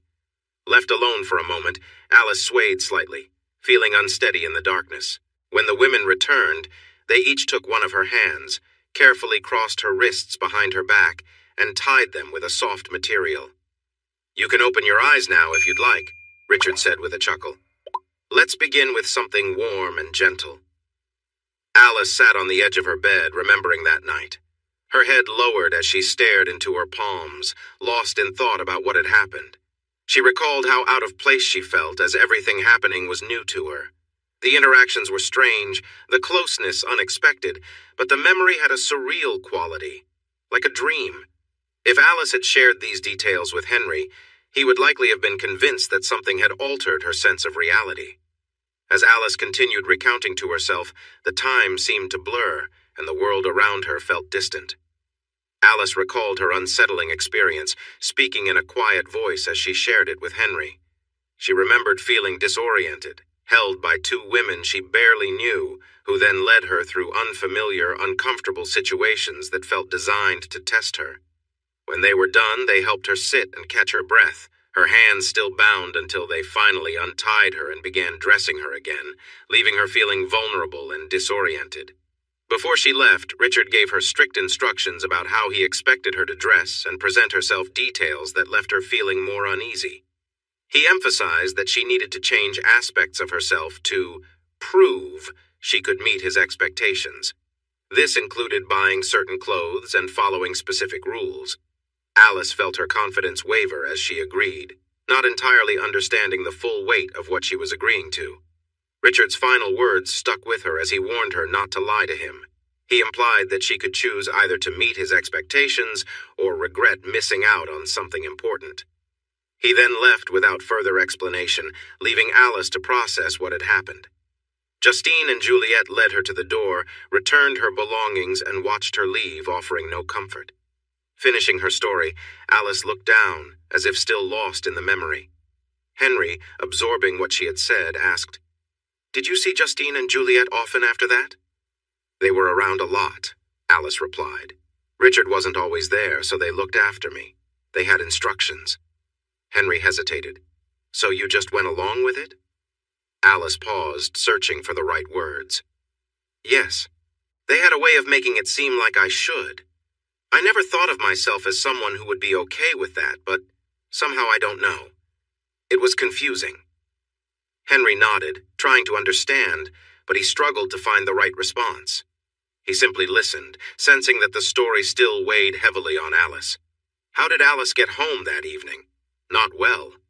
At one stoplight, the car behind her honked to get her moving. She almost missed another light. She came down from her high and felt flat, even dull, eventually sad. The bright lights of Las Vegas now seemed gray. She didn't want to go into the house but stayed in the car, pretending to listen to the news while really replaying her afternoon. She tried to avoid Henry as much as possible. Was she feeling guilty? Yes. Could he notice anything? And was she longing for what was missing? Yes, again. The house felt empty, and she felt empty. She spent the evening playing on her phone in front of the TV, looking for places that sold nice stockings, one she could visit at lunchtime, and searching for tips on personal grooming. She sat in the shower for a long time with a new razor, pretending she was still deciding what to do next, acting as if she hadn't decided to start a relationship with Richard. Relationship? Was there another word? Ongoing meetings? And she thought about how and when to meet Richard again. "When did you decide to leave me?" This may have been the most important question, right?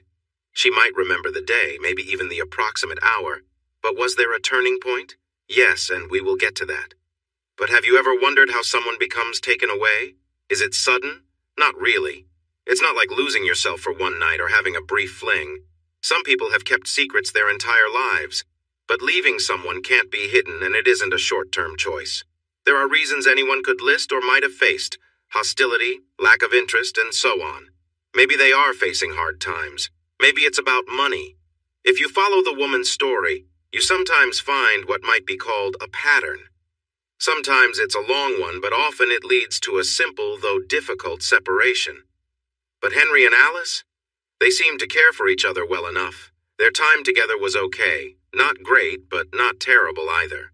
You just heard Alice say she had never cheated before or done anything to make Henry concerned, and since she was being open, we might as well trust her. They should have been fine, except she had a personal weakness, one that is not too rare, and a man who could take advantage of it. I didn't plan it. That first time just happened. Then I knew. It was going to keep happening. Richard swept me off my feet. He swept her off her feet. You might be wondering if she really used such a romantic phrase. Yes, she did. It seemed like she wanted to throw something in Henry's face about the romance of what she did. But she didn't. If you need more proof that she wasn't thinking clearly, that helps make the case. She simply didn't think the words through. Richard swept her off her feet, indeed. But it's true. It felt like a storm had taken hold of her. Richard was quite a character. Successful? More like wealthy. And influential. He had a strong presence, was well-connected, sharp-minded, and extremely creative, with the means to make big things happen. They met for a second time, then a third. Each meeting sparked something new and exciting. Was it only about their connection? Some might think so, but Richard was more complex than that. During their third meeting, Alice found herself in a unique situation, supported against a wall with just her toes touching the floor. As they shared a special moment, Richard rolled out a full-length mirror so she could see herself. "You're truly beautiful, and you can shine even brighter." He placed a stunning blue sapphire necklace around her neck and said, "Look at yourself." Then he showed her matching earrings. "I want you to stay calm while I put these on. You can express yourself." Next, he helped her feel beautiful in a different way, and when he stepped back, he called her beautiful again. "You're magnificent, such a lovely person." She admired herself as he explored the way she looked. They looked amazing together, and she felt great about herself too. Later, he told her she could keep the jewels. "But where will I hide them?" "You'll have to find a clever spot." Richard had connections. 2 nights later, he took Alice to a fancy cocktail party when she was meant to be out with her friends. Meanwhile, Henry was at home, puzzled about why he hadn't heard from her. There, Richard introduced her to several important people, including politicians and a famous writer. She wore a beautiful new dress along with the jewelry Richard had given her. Many women complimented her on them. Richard said he wanted to take her to Europe, then to Morocco. Why Morocco? It was something different. Alice soon found herself lying, spending time away from Henry. This change happened quickly. Her main worries were keeping Henry from noticing the hints of her new life and her jewelry. When Richard suddenly asked her to leave everything behind and come with him, she didn't know how to respond. "But I can't. Henry." "Alice, I can't wait for you to decide. You're halfway here already. You can come with me or stay. It's your choice. I can show you more or you can remain in your ordinary life. But..." "And don't be so certain he will be devastated. He often complains about you." "Complains. You always seem to want more or different things. You're hesitant about trying new experiences. You've changed. There are new ideas he wants to explore. Honestly, he has no idea what he has." "When?" "Almost every time we chat." "You talk?" "More than you think." "But I couldn't." "Leave him? You just pack up and go. I'll handle him." "What about my job?" "I have more than enough money to cover everything. I will take care of your work situation." "As you might expect," she agreed. "This is one way things can happen, an old-fashioned way. Relationships often involve more than just love, but there's a lot more to it. You might not do it this way, and neither would I, but Richard? He's had a lot of experience over the years. So when did Alice decide? Did she really make the decision, or was it made for her? How did she respond to Henry's question? She answered, "I'm not sure when I decided." "So, you just left. No word, no talk, no explanation, not even a note. You left me with nothing." Nietzsche once wrote that if you look into the deep darkness, the darkness looks back at you. That feels true for Henry. He could not look away. The darkness was always there. Maybe it was time to end this conversation. He didn't want to hurt her, but he felt he didn't need to talk any longer. Alice, however, stood up and walked to the soft bench in front of the mirror. From there, she wouldn't have to look right at him. She didn't have an answer, did she? But she knew she needed to say something. "I couldn't talk to you. I didn't know how to explain. That's why Richard contacted you, not me. When he put me on the phone, I just repeated what he told me, and then you never even tried to reach me again." What? "Richard said you wouldn't, and you didn't. I'm sorry. I know I should think of others. I know I've been selfish, but I felt a little hurt that you didn't call or come see me. I understand. I do. I know I was wrong. I didn't know how to respond if you did call or visit, but you didn't. So I thought maybe Richard was right, you really didn't care anymore. You probably didn't expect that, did you? Henry didn't either. You really think I didn't try to call or visit? You believe that? Of course. We heard you were already seeing someone else. Seeing someone? They saw you at a fancy restaurant with a woman. She was beautiful. Then they mentioned you were with her at one of those big shows. Amazing, isn't it? The things my readers never knew. The lies my characters tell when I'm not around. And you heard all this? From whom? Some friends of Richard's. They knew us from before. You know, Guy Robinson and his wife, the casino manager. It came up during a chat. And that's it? Well, except that you started making it hard for us. Making it hard? Calling the police to question us? Really, Henry? And trying to confront us at the event? When security had to pull you away? Richard said that he couldn't take it anymore and was going to report it. Alice sounded unhappy, which was different from her usual self. And then you went into Richard's house. I don't understand why you did that, especially since you seem to like being single. There was a lot to think about here. Henry actually did call the police, went to the casino opening, and entered Richard's house. So there were bits of truth mixed in with the misunderstandings. Richard had made things messy. Let's cut this short. I'll clear things up and then we can be done. I never went on dates. I haven't been with another woman since I met you. Yes, I called the police and tried to get your attention at the casino, and I did go into Richard's house. The rest is untrue. I tried for days and weeks to reach you, but Richard kept that from happening. He often talked to me, bragging about being with you. No, she didn't believe him at all. My investigator, Mickey Edwards, suggested I call the police because I was worried about you, and that was the only way to have someone check in. He also told me about the casino opening. Do I need to say it again? She didn't believe him. Where do you think I got that recording of your call? What about the video of you and Richard? They came from him just to show off. The tone of the conversation shifted right away. Alice took a deep breath and looked anxious. Before I saw the photos, I hoped that maybe you would leave him and come back to me. But then, it became clear everything was finished. She sighed. I don't get it. Photos? What photos? What are you talking about? Alice's eyes widened as she stared at Henry. Oh no! You really don't know about the photos.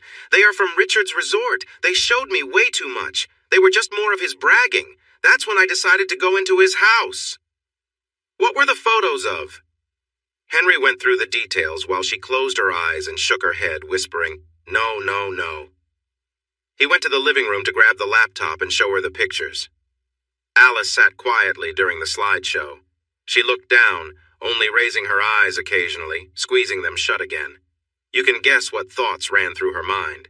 Then she shook her head again, saying, No, no, no, aloud. Finally, she closed the laptop and began to cry, unable to stop. She covered her mouth to hold back the sound and kept on crying. Henry handed her a box of tissues, but let her express her feelings without interruption. It took some time, but she finally calmed down enough to speak, even if it was still between her tears. Oh, Henry, I'm so sorry. I believed everything. I never understood. How could I? I didn't know you cared. I thought everything was true. How could I be so foolish? I'm a fool. She began to cry again. I'm such a fool. Yes, you are, my dear. Yes, you are. Henry pulled over a chair and sat in front of Alice. He gently held the hand that wasn't wiping her eyes. She didn't look up, but she gripped his hand tightly while she gazed blankly, lost in her thoughts. Once Alice was calmer, Henry wanted to ask her something.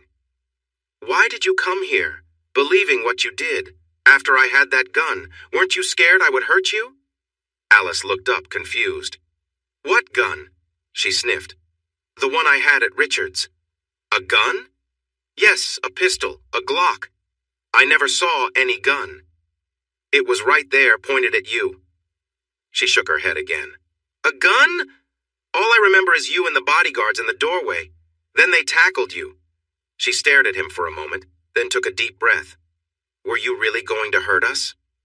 You? Henry shrugged. Richard? I might have, but it seems I'm not very good at these things. She started coughing and had to use her inhaler to ease it. Maybe it would have been better if you had. Then I wouldn't be causing so many problems. Shh, don't think like that. But aren't you scared of me? She shook her head again. No, I'm not. I'm always afraid, especially after what happened to me. She squeezed his hand. But I feel safe with you. At this, Henry couldn't help but laugh. Then you're really silly. And Alice laughed too, but she held on to his hand and soon their laughter faded. Henry had many questions. He wanted to know everything, but he also hesitated. Alice wanted to share everything, but she struggled. She wished he would take her back, but she felt that hope slipping away. She hadn't fully understood her own situation.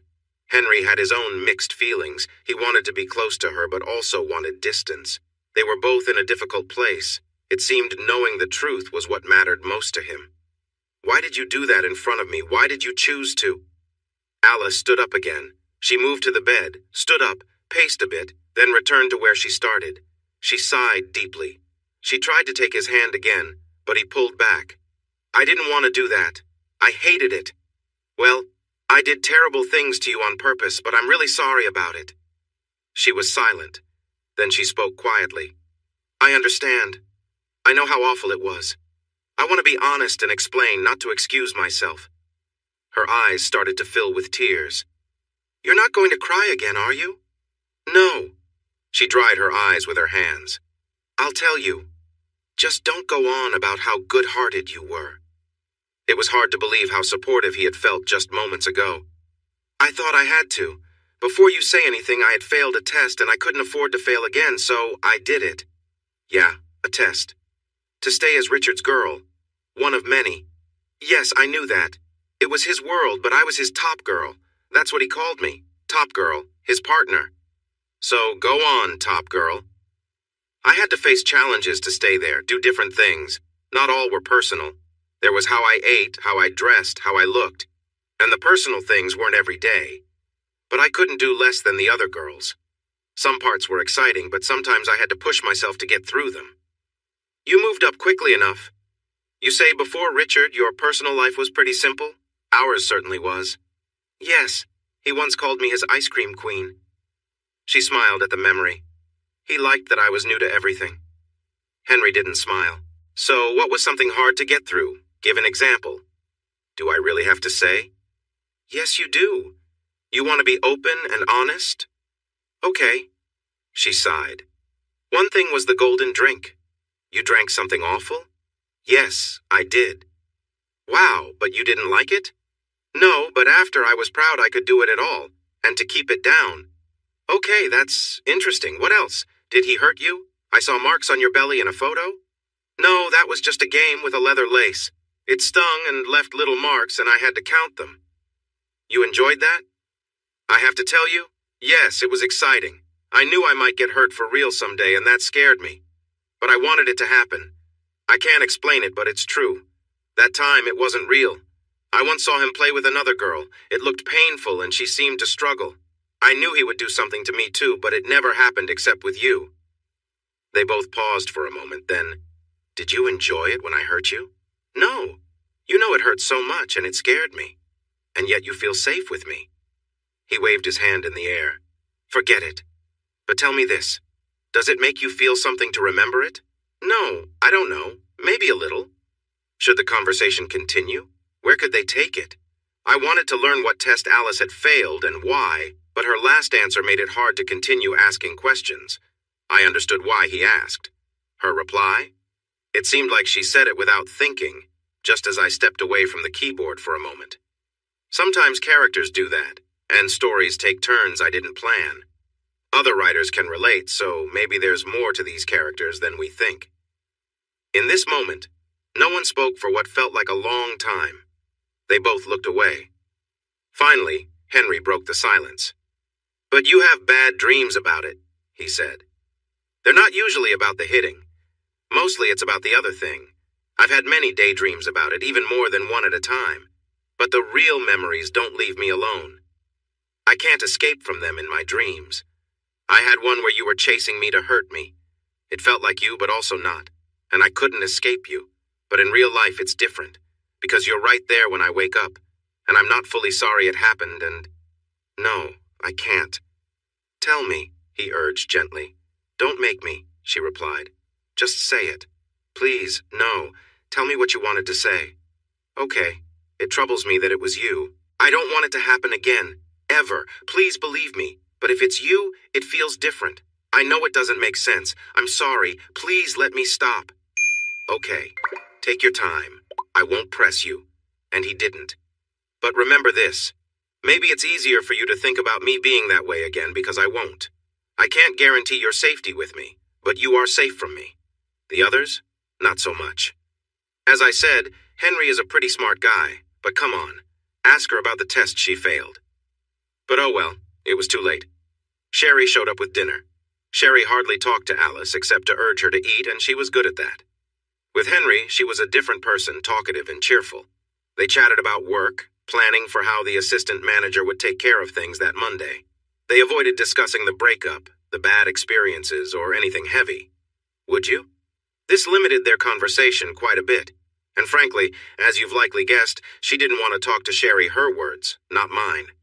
When Sherry looked from Henry to Alice, her expression would change, freezing for a moment. Alice didn't say much, but she had time to observe. However, it was Sherry who spotted the small red stain on the front of Henry's shirt. Is that where I hit you? Did I hit you that hard? What do you mean you hit him? Alice asked. Oh, never mind, said Henry. You know, it's been such a strange day that I completely forgot about it. Doesn't it hurt? Asked Sherry. What do you mean you hit Henry? It's complicated, Alice. He nodded toward Sherry. Sherry thinks I'm a bad person for hurting you. I can't argue with her. Anyway, she wanted me to understand how it feels, so she hit me once. And no, it didn't hurt. Alice listened silently as Henry spoke. She turned to look at Sherry. You hit Henry? How could you do that? Maybe I hit the wrong person, Sherry replied. Sherry, Henry called out. Everyone was quiet for a moment. I'm sorry, I shouldn't have said that, and I shouldn't have hit him. I was just angry when I saw what happened to you. I didn't understand how he could do that. I need to go now. I'll take you to the doctor on Monday, but I think I need a break tomorrow. I'm not handling this well. Henry, you should really clean that stain. I can't believe you didn't notice it. Well, Henry laughed a bit to lighten the mood. Next time I'll wear a lighter shirt so it'll show up more. As she reached the door, Henry asked Sherry if she really wanted to drive Alice on Monday. He wondered if it was a good idea. I'll be fine. I really want to help, and I promise not to cause any more trouble. You take care. Before leaving, she gave him a quick kiss on the cheek. She hates me. She's just upset. She'll be okay. No, she hates me, and she likes you. She's my friend. She's right to hate me. I hate myself. I feel like a monster. She clearly wants to be more than friends, but you can't see it. You say you don't hate me, but I know you do. Everyone hates me, and I deserve it. I've pushed everyone away. I wish I could just go far away, but I can't, and I keep bothering you. She stood up, turned away, and wiped her eyes. I said I wouldn't cry, and I won't. Maybe if I leave, she'll find a way to be with Henry. She's not like that, so she wouldn't do anything wrong on purpose. I just wish I could feel differently about her. Alice. Alice. Henry stepped in front of her and pulled her close for a warm hug, his face resting on her head, knowing he was treading on delicate ground. The feelings from last night returned. I don't hate you. I'm angry with you. Is that even a little better? I'll work through it, and the real monster here is Richard. Can we agree on that? He took a deep breath. Also, Whore of Babylon doesn't mean what you think it does. He was surprised she had used such strong language. He continued to hold her, and she rested her head against his chest. The feeling was the same as last night, when he had comforted her and it had made him feel amazed.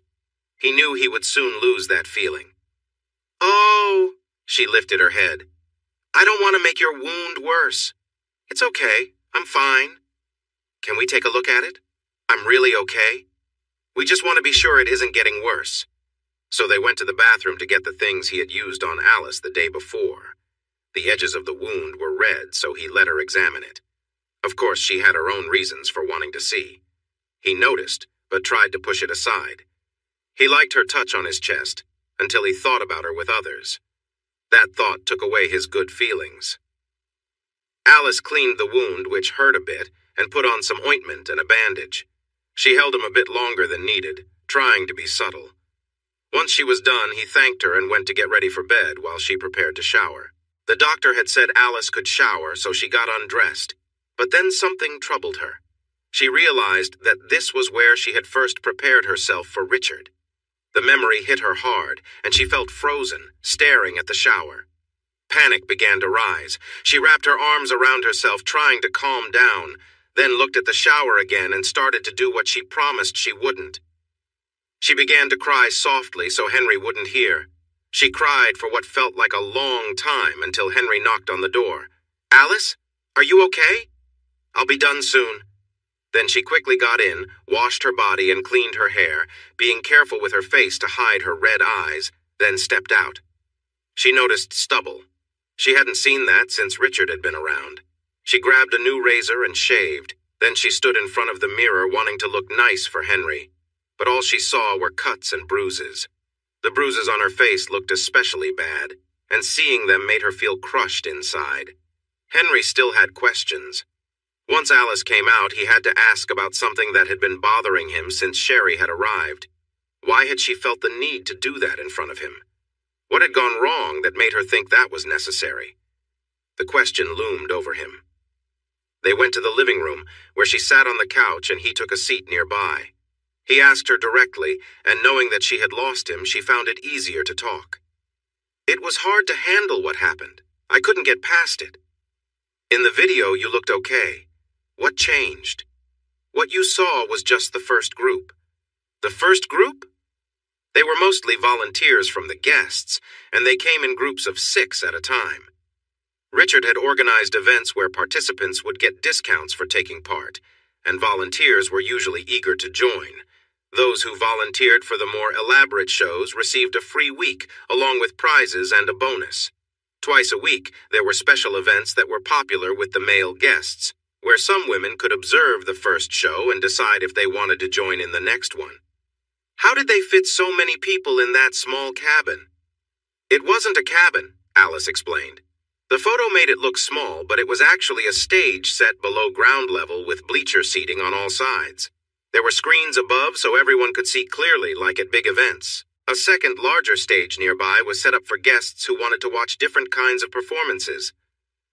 Alice looked away as she continued. "Yes, I was the first night's feature. I'd seen videos of others who didn't seem bothered by it. I don't know how they managed. Richard had me tied down on the platform while the group gathered around. Justine and Juliet stayed nearby, keeping things moving." The memory weighed heavily on her. "Halfway through, I felt queasy, probably from dinner and the wine. I tried to push through, but I ended up getting sick. It was unpleasant, to say the least, and everything stopped after that." A cleanup crew arrived as Richard managed refunds while Justine and Juliet led Alice to a shower room. They joked lightheartedly about the incident, their teasing making her feel even worse. They helped her clean up, washing her thoroughly and brushing her teeth to remove any lingering taste.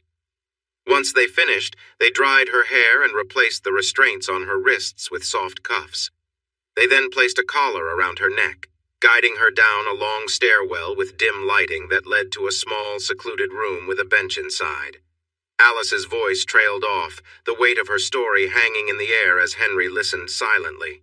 Alice was led into a small, windowless room where they secured her collar to the wall and bound her feet apart with soft cuffs fastened to bolts in the floor or wall. She wasn't sure which. Justine leaned close, gave her a quick kiss, and said, "We'll check on you later," before closing the door. As the heavy door shut, Alice realized she was locked in a vault. Darkness surrounded her, and there was complete silence. Henry listened quietly. "You must have felt terrified then. Please, Henry, don't." "Sorry, go on." Alone in the dark, Alice's thoughts spiraled. She wondered if Richard would keep her there indefinitely or if she would be dismissed from the program. Fear overtook her and she panicked, pulling against her restraints and crying out, but no one responded. Eventually, exhaustion took over, and she drifted off. The next day, or what she guessed was the next day, Justine and Juliet returned, releasing her from the bindings and helping her up. They put a kimono on her and escorted her back to the cabin she shared with Richard, glancing at their watches to make sure they arrived right on time. Richard entered with another woman, whom he kissed before sending on her way. Alice noticed it was 8 a.m. by the clock on the wall. Alice wanted to apologize, but Richard silenced her gently. "Lie down and relax," he said. Justine and Juliet began to massage her shoulders, easing her tense muscles as Richard watched quietly beside her. Finally, he reassured her, "I know you won't disappoint me again." When Alice finished recounting the experience, Henry took a moment. "So that's why you felt you couldn't disobey him because of that one event?" "Yes. I didn't want to risk disappointing him again. I had to watch the next event as part of it. 3 women volunteered, and they even drew names to decide." 3? Even after what happened? Alice nodded. "Yes, they volunteered. I suppose they didn't know or they didn't care." "So, you felt you had to prove yourself to him?" "Yes, he wanted me to demonstrate I could handle it." Henry sighed. "And yet you failed me." Alice fell silent, unable to answer. For a long time the two sat without speaking. Henry wondered if things might have turned out differently if Alice had stood her ground earlier, refusing to do anything that would hurt him. Perhaps it wouldn't have changed anything, or maybe it would have made all the difference. Finally, Alice broke the silence, her voice soft. "I know I let you down, Henry, and in the end it didn't matter. He cast me aside anyway. Just like that, I messed up everything. He was playing with you. He never planned on being with you, you know. I see that now. Do you think you would have said no if you hadn't felt so pressured?" "I really don't know. I'm sorry, probably not." "You couldn't say no to him even if it hurt me, and you can stop saying you're sorry all the time. It doesn't make a difference." "What would happen if I did?" She knew that wasn't a good answer, even as she spoke. "I think he might have kicked you out." "Oh, wait, he did anyway." Alice looked sad, and though she didn't say anything, her eyes were moist. What more was there to say? "What about when you told me how happy you both were together?" "What else could I say? That I didn't enjoy everything? That parts made me uncomfortable? That I was scared of how he might react? Please, Henry, I didn't realize how serious it was until it was too late." "Too late?" "To leave. I thought it was too late to leave. I didn't have anyone or anything outside anymore. So I did what I could to please him." "Forever?" "Yes. Forever turned into looking good, saying the right words, and doing more and more for him. That was my unhappy forever." She paused, shivering and breathing heavily with her eyes closed. Henry let her go through this without stepping in or asking about her medicine. Then he said, "But you liked some of it." "Yes, some of it was nice, but not everything. And yet you could have left at any time. It wasn't like being trapped. What's wrong with you?" "I don't know. I really don't know." They sat quietly for a while without looking at each other until she asked, "Would it be okay?" "Yes?" "Never mind. I already know the answer. If you don't ask, the answer is always no." "I wanted to see if it would be okay to sleep in your bed again. But I get it. I've messed that up too. I know you don't want to be close to me." "Stop guessing what I think. That's so annoying. You always did that when we were together. You don't need to keep doing it now. I'm sorry, we are though, never mind." "What? I didn't mean to say I'm sorry, it just slipped out." "You're getting really good at that. So what were you going to say?" "Just that we're still married, legally." "Okay, you get a point for that. You'd rather win than make peace with me, wouldn't you?" "Well, it doesn't really matter much, not like when Richard was in front of me." She started to say she was sorry but stopped and pulled her hands to her stomach as if she was in pain. "Oh, forget it. Nothing has changed. I know some unpleasant details, which is where the trouble lies, but the main issue hasn't changed. So sure, you can share the bed. Just stay on your side." He said that? Shouldn't he have asked her to leave the house completely? She seemed lost, even as someone who needed help. But that is what he said. What he felt was more complicated, and you can trace the reasoning back to Lincoln, who had faith in the better part of our nature. At least for now, it seems to have won. Well, I asked her to share those things, didn't I? Have I forgiven her for everything? I thought so. I really did think so. But now I'm not so sure. Yet she forgave me, didn't she? I hurt her, and now I'm her so-called hero. I don't want to be her hero. I don't want her to depend on me after what she did. Maybe being a little off helps her. For me? I guess I can manage her being close. Being near me seems to help her, and this is only temporary. She'll get help and find a way to be okay, or good enough to move on. She'll meet a nice guy who can support her, and she'll be happy. I can deal with this for a while. Or maybe it's like Shakespeare wrote, "The quality of mercy is not strained. It drops like gentle rain from heaven upon the earth. It is twice blessed. It blesses both the giver and the receiver." So, sue me. I admire Lincoln and I admire Shakespeare. Truth is, both lines failed at that time. Lincoln couldn't stop the Civil War from coming, and Portia couldn't make Shylock show kindness toward Antonio. Regardless, something resembling mercy helped Henry let Alice sleep in his bed, where he could comfort her during her nightmares. I think her panic and nightmares bothered him more than he'd admit. And let's be honest, it's because she was Alice. Do you really think Henry would feel warm and caring if the person having nightmares was someone else? Like Ilsa from the SS? Or maybe Joe Stalin? I believe he'd feel differently if he had to comfort a small child. But that isn't the case here. So it's Alice or no one. And Alice isn't nothing to him. Love can change to anger quickly, but people remember that they once loved someone, and they can hold on to those feelings for a long time. That's why we feel sad when love ends. As it was, she took her pills and they carefully settled on opposite sides of the bed.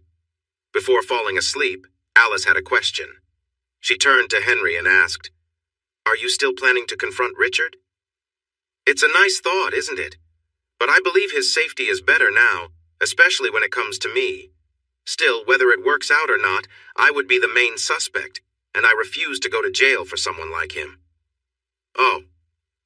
I've considered the possibility that he could easily create a little accident for me just to avoid any trouble. Do you really think so? Just thinking out loud, honestly, I believe he's too full of himself to worry about me. He won and we lost, and I'm sure he's moved on to other things. But there's something else. He has a lot of videos of you. As far as I know, they're still locked away. But if I were ever a threat, well, you might end up all over the internet. Do you think he'd do something like that? He's always 2 steps ahead, so yes, I think it's an option in his mind. Alice actually fell asleep feeling happy. Henry was worried about her, afraid her image could be used to hurt her. Earlier, he had called her love, even in a joking way. He had held her and allowed her to help with his injury, and he let her stay in the bed despite everything. Trying to understand it all, she thought maybe things were changing for the better, and she felt lucky, even if she shouldn't. If only it were enough to keep her from bad dreams. Henry went to sleep with mixed feelings. That marked the end of their second day. Sunday came, and by midday, Alice made a big mistake. As soon as she woke up, Alice got on the laptop, and what she found upset her. Henry was in the kitchen. She stepped to the doorway and lightly knocked on the frame. "Good morning. How are you feeling?" She felt a bit better, at least physically. She didn't get tired as easily. There was still something else weighing on her mind. "I looked it up, Henry. I feel like the woman from the story of Babylon." He put down the glass he was drying and leaned against the counter. "Really? Want to share what you found?" "She is a woman with a cup, filled with the wrong things from her actions. I feel like her. I drank from that cup. It's me." Henry slowly shook his head. "That's not you. The woman from Babylon represents a city or an idea. It's not just about a woman. But it says she was a woman. Are you trying to convince me? Though I don't know why you would. It's not like I think you're perfect, so I need to be convinced otherwise. Or are you trying to convince yourself? Do you really feel like you need more reasons to dislike yourself? Read the whole story again? I know I'm right." "No, you're not. Try this instead. Instead of thinking of that woman, think of the lost wife." She paused to consider it. "But there is no lost wife. It's about a lost son." "Maybe there is. Here, go make your own breakfast." He walked past her and into the back of the house. Lost son. Lost wife. The father offered his son another chance. Is Henry saying I have another chance? She stood in the doorway of Henry's office, hesitating to knock, fearing she would ask the wrong thing. This is where she went wrong. "Henry, may I ask you something? What you just mentioned about the prodigal wife. Do you mean that about me? Do you believe it's possible that I could have another chance? I would do anything if you would give it to me. The prodigal wife can change for the better." Henry winced and rubbed his forehead. Yes, it was not just a saying. "That's not what I meant. I'm sorry. I'm not trying to mislead you. I meant you don't need to be so hard on yourself. Being prodigal isn't as bad as being something worse. Many people have made mistakes, taken wrong turns and things like that. But I don't see us together again. Those days are in the past. Well, love is never easy. That's a saying too. Sometimes the path is blocked. Sometimes it's just difficult. But that's how it is. If you wanted, you could. You could be close to me. I wouldn't mind. She should have looked into his eyes, but she was lost in her own thoughts and didn't catch his reaction. I'm not going to be close to you like that, so please stop. He sounded calm. Really? Anything at all? I'm not going to behave like someone else you knew, so just stop. We're not getting back together. There was no calmness in that. Listen, Henry, I'm offering my support. For anything you need. Well, no thank you for that. Why not? She shot back at him. Do you think you can't handle it? Then she turned away dismissively. He was frustrated but caught himself before he could react strongly. He pulled her around gently by her arm but quickly let go, realizing how he might be coming across. He frowned, feeling a deep conflict within himself. No, please, I didn't mean it. He took a breath, steadying himself. He could feel the tension, and it weighed heavy in the air. It was Friday, and those difficult memories came back to her. This was what would happen to him during those dark times when he lost control. That same change. He looked into her eyes, his expression void, filled with confusion. They stood close, and the weight of the moment hung between them. She wanted to break away, but found herself locked in place, waiting for what might come next. She felt her heart racing, but she couldn't turn away. It wasn't the same Henry she remembered, but someone lost in his turmoil. I'm sorry, I didn't mean to hurt you. She was very quiet and still. Then he gently lowered her. It was easy for him, just like when he lifted her. He could do anything, yet he was putting her down. He continued to breathe near her, and she thought she saw parts of Henry in his face again. Maybe he wouldn't hurt her. She hoped. Don't you ever say that again? His voice was loud and sharp, filled with anger. When he lowered her, he did it carefully, almost tenderly. Alice was partly off the ground. Then she stood on her own as his fingers slowly opened one by one until he finally took his hands off her and turned away. He looked down at his hands, still breathing heavily. He seemed more like Henry now. Alice felt frozen, her arms held close to her chest. Ever? He pointed at her like she was a target, then turned to leave. He paused at the door and looked back. Ever? And then he was gone. Alice stepped back to the chair and sat down, wrapping her arms tightly around herself as she shivered. Oh my God, please forgive me. What have I done? He could have really hurt me. What was I thinking? I wasn't thinking at all. I hurt him without even realizing it. I wanted to bring us closer, but I only pushed us apart. And now what has he turned into? A shadow of himself. All because of me. Oh, Henry, I'm so sorry. I know you're in pain and you could hurt me again. Henry, please call. I'm sorry for what I said. I was foolish. Please call me. She called again. On the third try, the call went straight to voicemail. The next few attempts did too. She waited in his office, then went to the bedroom and made the bed, hoping he would come back. She tried the living room. Where should she wait? She sat on the couch for a long time. Finally, she felt she had to eat something. But making cereal took a long time because she kept pausing. Sure, she heard his car, the garage door, or his footsteps. After washing the dishes, she remembered she hadn't taken her pills. She went to the bathroom for them, and while swallowing, she thought she heard the garage door again. She wandered around, tidying the house and then tidying it again. She stood by the front door looking up and down the street and then tried his number again. Please come home, Henry. She put the dishes away. She wondered, is this what I did to you? I left you all alone? No, that was worse because I was gone. You left because you couldn't stay with me. How could I have acted that way? What was wrong with me? Alice sat on the couch trying to relax, but her mind kept racing. She couldn't stop thinking about Henry. She tried turning on the TV, flipping through channels, catching glimpses of news stories about severe weather and world events, but nothing held her attention. She couldn't settle down enough to read a book or magazine, and she found herself constantly listening for any sound that might signal his return. She glanced out the window now and then, feeling restless and anxious. What is wrong with me? she wondered, unable to shake the feeling that something deep inside her was unsettled. She thought about everything that had happened, feeling as if she were piecing together a puzzle she couldn't quite solve. By the afternoon, Alice opened her laptop to go over things that had happened, hoping to make sense of it all. She started from the beginning, reviewing her interactions with Richard. Listening to their first phone call, she noticed how smooth and confident he'd sounded. Every word was perfectly chosen, and his tone was always calm, in control. She replayed parts of the call, noting how he used compliments sparingly and in just the right way, always knowing exactly what to say to draw her in. Even now, understanding his manipulative charm, she found herself caught up in his voice. Her thoughts drifted, recalling moments when Richard had drawn her in with his charisma. Shaking her head, she forced herself to focus back on the recordings. She didn't want to think about those memories, especially now.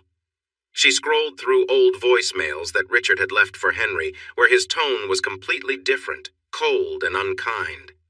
Alice was struck by how he could change so drastically, going from charming and thoughtful with her to harsh and cruel with Henry.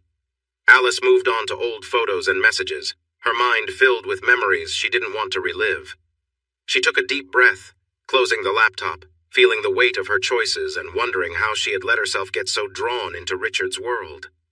Before everything happened, there was a time when he was preparing me for something different. I wonder if I would have liked it if I hadn't gotten sick. My gut says no, it feels wrong, maybe it could have been different. Things seemed exciting when Richard explained them, but now I'm not sure if he pushed me too far. The hardest thing to face was the video from Richard's place, where I was doing something I regretted in front of Henry. Every time I tried to watch it, I felt sick and had to turn it off. How could I have done that to him? I sat there for a long time, checking my phone and then looking out the door before I finally collapsed on the couch. I typed addictions into my search engine. I found links to ideas about sex addiction and Sex Addicts Anonymous, and even some sites claiming that sex addiction wasn't real. I started reading about it all. It was well past dark when Henry returned. I felt awkward standing by the coffee table until he came in, and then I rushed to him. "Henry! Henry!" I tried to hug him, but he pushed me away. Don't touch me." "I'm sorry, I was so worried." "You didn't need to be," he said, walking past me to his office, and I followed. "I want to be alone," but I needed to talk to him. "Please, Henry, can we have a conversation?" "About what?" "We've talked about everything. Please. Aren't you scared of me now?" "No." "Yes, you are. You should be. You know how close you came to getting hurt again. But it was my fault. I promise I won't do that again." "It doesn't matter. It's not about blame. You said something hurtful during an argument. I shouldn't react so strongly. You should be aware of that." "Henry, I understand how you feel. I made you feel bad." "Stop right there. You don't get it." "I do. I hurt you and I regret it. I just want to be close to you. You really don't understand anything. Maybe not entirely, but I care about you. I want to make things right between us." "Better?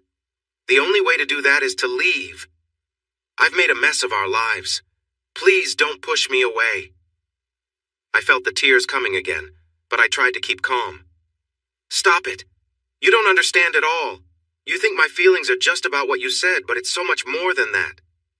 I paused, taking a shaky breath. "What's left to say?" "I have feelings for you." "Feelings?" She whispered the word, cautious but hopeful. "I know you love me. I believe it. I don't know why, but you deserve love. You're too caring for it to just be sympathy. Isn't there a way I can help you move past this? Can't we support each other?" "Stop! You don't understand!" There was a flash of anger in his eyes and tone. "You don't see the whole picture. I have tried not to care for you. I did in the past, but it changed to resentment. That was easier to handle. Then I felt sorry for you and I thought that was fine. But those feelings returned, and I didn't want that. Then we can... Let me finish." His anger rose and Alice took a small step back. "I'm sorry." "Yeah, me too. It's frustrating. One part of me still resents you." Alice opened her mouth to speak. "Don't say anything. I thought I had moved past this. I really did. But then it comes rushing back. All the things you did haunt me. No matter when, I can't stop remembering them." "My Alice, I thought I forgave you, but then it came back. I try to convince myself I have moved on, yet the resentment creeps in again. It's here right now between us. You can almost feel it. I want to lash out, but you act like we can just move forward like nothing happened. How could you be so unkind? You didn't just leave me for him. It was so much more than that. What took over you? He had a hold on you. How could you? You were drawn to him, and it cost me dearly. Now you think we can go back to being close again? Well, we can't. As he spoke, the tension in his face grew, and sweat formed on his brow. Alice remained still, standing close to him. Henry took a deep breath, shutting his eyes for a moment. When he opened them again, he seemed more himself, less consumed by anger. If we were to be together, I might hurt you. I would hate that. And what if I lost control again? You know how that could turn out. Like a werewolf. Alice felt safe enough to continue. But they hurt the innocent, while I feel responsible. Henry moved closer, and Alice instinctively stepped back. A soft breath escaped her lips. He paused. It's all right. I promise I won't hurt you. Remember that promise? I told you I wouldn't hurt you again. Here, in this place. Never again. I promise. She looked at Henry, who was now more himself, standing tall and protective. He leaned down and kissed the top of her head. To keep that promise, I can't be too near you. So, I will stay in the guest room tonight. It's better for both of us. Tomorrow, we'll start looking for a place for you to stay. But that night, Alice's screams woke him. No! Don't! No! He knew what was happening and sleepily staggered to her room. He bumped into walls along the way, muttering to himself. Alice was tossing and turning, her fists clenched. No, no! He got on the bed and touched her arm. Alice, you're having another nightmare. At first she didn't hear him. She was still fighting against her dreams. Finally she rolled over, opened her eyes, and when she saw him, she looked frightened. No! She punched at him weakly. No! Alice, it's me. He held her fists gently. It's okay, just a dream. He hugged her close, letting her bury her face against him, and he stroked her back. It's okay. You're safe. I hit you. I'm sorry. I thought you were going to hurt me. It's fine, really. Which dream was it, the belt? No. She paused, remembering. It was you, but it felt real. You were coming to hurt me. She trembled, shaking more than before. It was different from her other nightmares when she calmed down. It's okay. I'm not going to hurt you. I promise to keep you safe. You know that. He continued to comfort her, and soon her shivering eased. Maybe we can find a different medicine, and I'll stay with you just in case. He brought her a pill and some water. She cuddled against him, and while she grew calm and eventually fell asleep peacefully, he couldn't. He stared at the alarm clock and kept repeating to himself, "This is not good." The morning? Quiet. Henry nearly slept through the alarm until Alice woke him in time to get ready for Sherry. And Sherry. It was just a regular day. She was nice enough. She enjoyed fun activities with her husband, but she wouldn't involve herself with Alice. As they drove to the doctor's, Alice said, "Thank you, Sherry. I appreciate you helping me." Sherry remained silent, focusing on the road. After a moment, Alice said, "I know you don't like me." Sherry sighed and pulled over. She parked the car. "Alice, you don't realize how much you affect Henry or how delicate he is." "I do." "Maybe. But I've seen him at work staring out the window for hours. I've had to handle everything at the office. He's struggling and I worry about him. I understand, I've noticed. I promise. I won't hurt him again." She meant it, but she felt like she kept saying the wrong things. She could sense that Sherry cared for him too. "Just keep this in mind. I liked you two together before. But if you hurt him again, I don't know what I would do. I'd make you pay." "I know, Sherry, and you're right." The rest of the appointment went smoothly. Alice was doing well. There were no signs of infection or serious illness. She was healing nicely. Ruth gently mentioned that Alice could resume her normal activities, not wanting to upset her. At home, things were tough. Henry wanted to look for a new place for Alice, but she did not want to leave. She wanted to stay. How do you work that out? Carefully. "I know I often say the wrong things, but can I ask this once? Can I stay, just for a little longer until I get things sorted out?" He tried to be fair. "We need to move on. You know what will happen." He had heard it all before. "I apologize for yesterday. I won't do that again. Please, just for a little while. I'm not asking for forever." For what? Let's just finish this. What I said yesterday. I do care about you. I really do. And I believe you care about me, at least a bit. That doesn't help us, does it? I'm changing, Henry, and I'll seek help. I want to handle my issues and be better. Please let me try here with you. I want us to work. Please, let's try. There's no such thing as an addiction like this. It feels that way to me, and there are ways to address it. I don't want to stay in that place anymore. Let me stay with you for a bit. Go work it out with Richard or Justine and Juliet. I'm sure you can find a way. Please, Henry, can we just give it a shot? I don't want Richard or Justine or Juliet. I want us, if we can have it. Can I just stay to see? We could be together or not. If we are, we could be together in a way that feels normal, like two people who care for each other. Henry paused, taking a moment to think. Why respond right away? Sure, that sounds easy. Until some time passes and you start to feel what you're missing or I remember what's happened before. Do you really think this can work? It can't. Just stop. We aren't going to be together. But you called me your wife. Doesn't that mean there's some hope? Just a little? I'm only asking for that hope, Henry. Not a promise. Please just give it some time. A chance for a new start? Let me be me again and help make things right. Alice, no. If you really care about me, let me go. Don't pull me back into that dark place I've been in for months. He was feeling worn down. She was starting to wear him out. But she didn't back down. No, she became desperate, feeling that everything was ending just as she was beginning to understand herself. Her fear took over. Just go ahead. If you need to, do it. I'm ready to accept it if it means I can stay with you. I'll do it. Go ahead. Stop. I won't hurt you.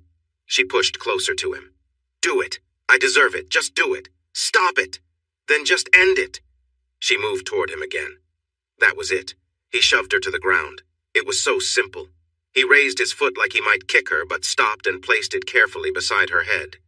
He leaned over as if to grab her throat, but paused again. It felt like a strong wind was rushing through the house, loud like an airplane. He said something and reached for her, lifting her like a child. He swung her toward the door. Get out of here! Hit me! End it! Get out! End it! Get out! He pushed her hard, making her stumble. When she saw the bathroom door, she dashed through it, shut it quickly, locked it, and began searching through the drawer for scissors. She found sharp nail scissors.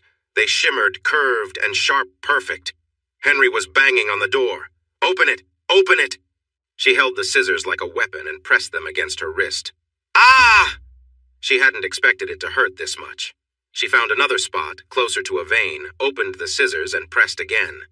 Henry continued banging on the door. Alice, open up now! She cut deeper, and blood began to flow, then spurt.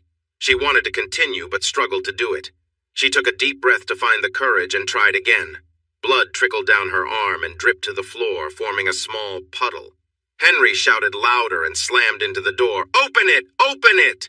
Then he burst inside. She tried to cut again, but Henry rushed in, saw the scissors and blood, and yelled, No! He knocked the scissors away, sending them across the bathroom. For a moment he looked like he would strike her, but instead he fixed his gaze on her wrist.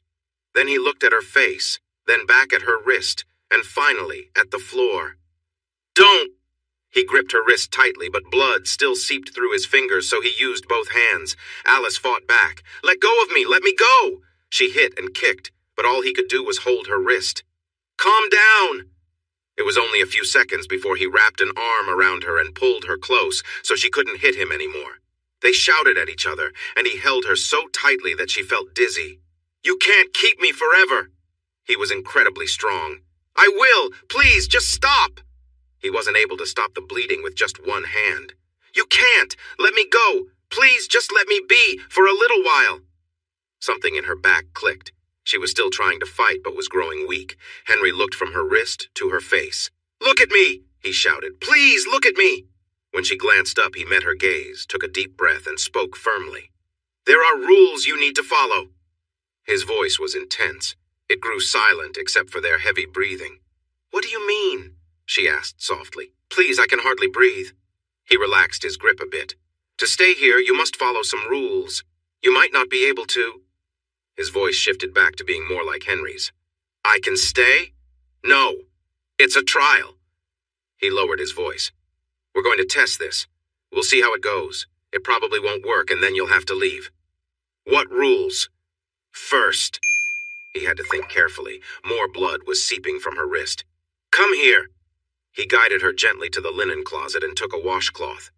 He had to let go of her wrist to fold the cloth, and blood dripped down. At last he pressed the cloth to her wrist. She stood completely still.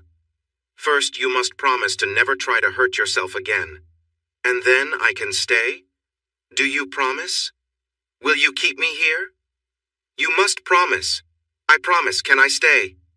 There are more. You must promise to never act like you did with Richard again. I promise. Please believe me. I've changed. I will be a good partner. You are not my partner right now. You are my trial. I get it. Maybe I will be your partner again. Maybe, but you need to be loyal. Completely. I will. I promise. No matter how dull our relationship might feel. What? It wasn't. Oh. I see. She shut her eyes and then opened them with determination. I promise, Henry. Listen, I will be loyal even if we never share that kind of closeness again. He took a moment to breathe and relaxed a bit. He reached his free hand to touch her cheek, leaving a red mark. His tone softened. I wouldn't hold you to that promise. But I mean it. Honestly. So do I. You know Richard might come after you again. He can't have me. He once did. But now I'm aware of his tricks. I'll be careful. And if he ever tries anything, I'll tell you. Good. Now for the next rule. You have to promise to be open and honest with me. I will, Henry. I am. Yes, but you have feelings. You might be hesitant to share them, but you must. You have to be open with me. That's difficult. Then we can't continue. No, that's not what I meant. Sharing is hard for me because I've concealed things my whole life. But I will, if it means I can stay. I don't mean everything. I don't want to restrict you. Everyone needs their private thoughts, but the important things matter. If you see Richard again, or if anything about us isn't working for you, you need to tell me. I promise, Henry. He held her gently now, except for her wrist. She touched his cheek with her good hand. There are more challenges ahead. The next one is harder. You need to love me. Oh, sweetheart, that's easy. I promise. There will be times when you won't feel that way. No, there might be times when I'm upset or tired or we argue. I will still love you, I promise. You can't promise that. When he said this, she understood the difficulty ahead. You loved me, and then you didn't. I became an obstacle. Someone difficult. You left me. You didn't love me then. There was no real answer to that, was there? What could Alice say? That was exactly what had happened. People claim they will love forever, but feelings can fade. It's just words spoken in the moment. Where do those feelings go? Sometimes people try to bring the love back, and sometimes they succeed. They reconnect, or at least come to an understanding about each other. But often they don't. Everyone learns these lessons, and they grow wiser because of them. Henry and Alice knew it too, but she had forgotten in the moment of hope that Henry might let her stay. Now, he reminded her of the truth. People know they can't always promise feelings, they can't always be the love of a lifetime, as they say. But they can choose to stay committed. What Alice truly did was turn away from her commitment. What could she even say to that? I can't promise anything. You can doubt my words. But please try to believe me. I've been thinking a lot about this. I do feel like I let myself get lost. Richard somehow brought that out in me, and I let it push everything else away, even my love for you. It didn't feel right. Sometimes I would wonder about you and how you were doing if you were happy with someone else. That's not real love. I'm really sorry, Henry. And I won't take back saying I'm sorry, because that's what worries me most. He listened closely. Both his hands were now on her wrist, which didn't seem to be bleeding much. I love you now, and I mean it. I'm going to seek help. I learned about steps to take to make things right with those I've hurt, and I owe you so much, no matter what you decide. Please let me stay. Henry listened quietly. He wanted this to end soon because he could see her hands starting to swell and he needed to get her medical help. I believe you. But feelings could fade away. People can make different choices, but no one can control their wants.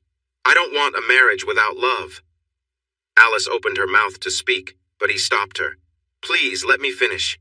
If you feel that you are falling out of love again, it's important to promise to be open and honest. We need to talk about it and handle it together, okay?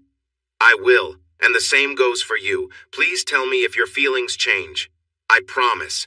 Now let's move on to the fifth condition. Counseling. We should go to counseling together. When Alice heard together, she felt a wave of joy. You need to recover from this and come to terms with who you are. I also need to heal and understand myself better. I want to make sure I don't hurt you again. She hesitated but said, You know you'll have to share a lot with the counselor, right? I know. It's worth it to make sure I won't hurt you again. Okay, there's one more thing. What could it be? I want us to have children. Alice was surprised. Children were something she hadn't expected. Children? You never mentioned wanting them. Yes or no? When did you decide this? Yes or no? I've wanted them for a long time but didn't bring it up. I want a complete family, and I think it's the right time to decide before moving forward. If you don't want kids, I understand. You can stay while we figure things out and remain close, but I want a partner who wants children. If I have to look elsewhere, I will. But you're right. I love you and I want you to be my wife. So I want us to have kids. How many do you want? Is it part of my promise? 3. 3? Yes, 3. Could we start with 1 and see how it goes? Henry's face lit up. He smiled and gently touched Alice's cheek before giving her a soft kiss. That seems reasonable. Could we maybe start tonight?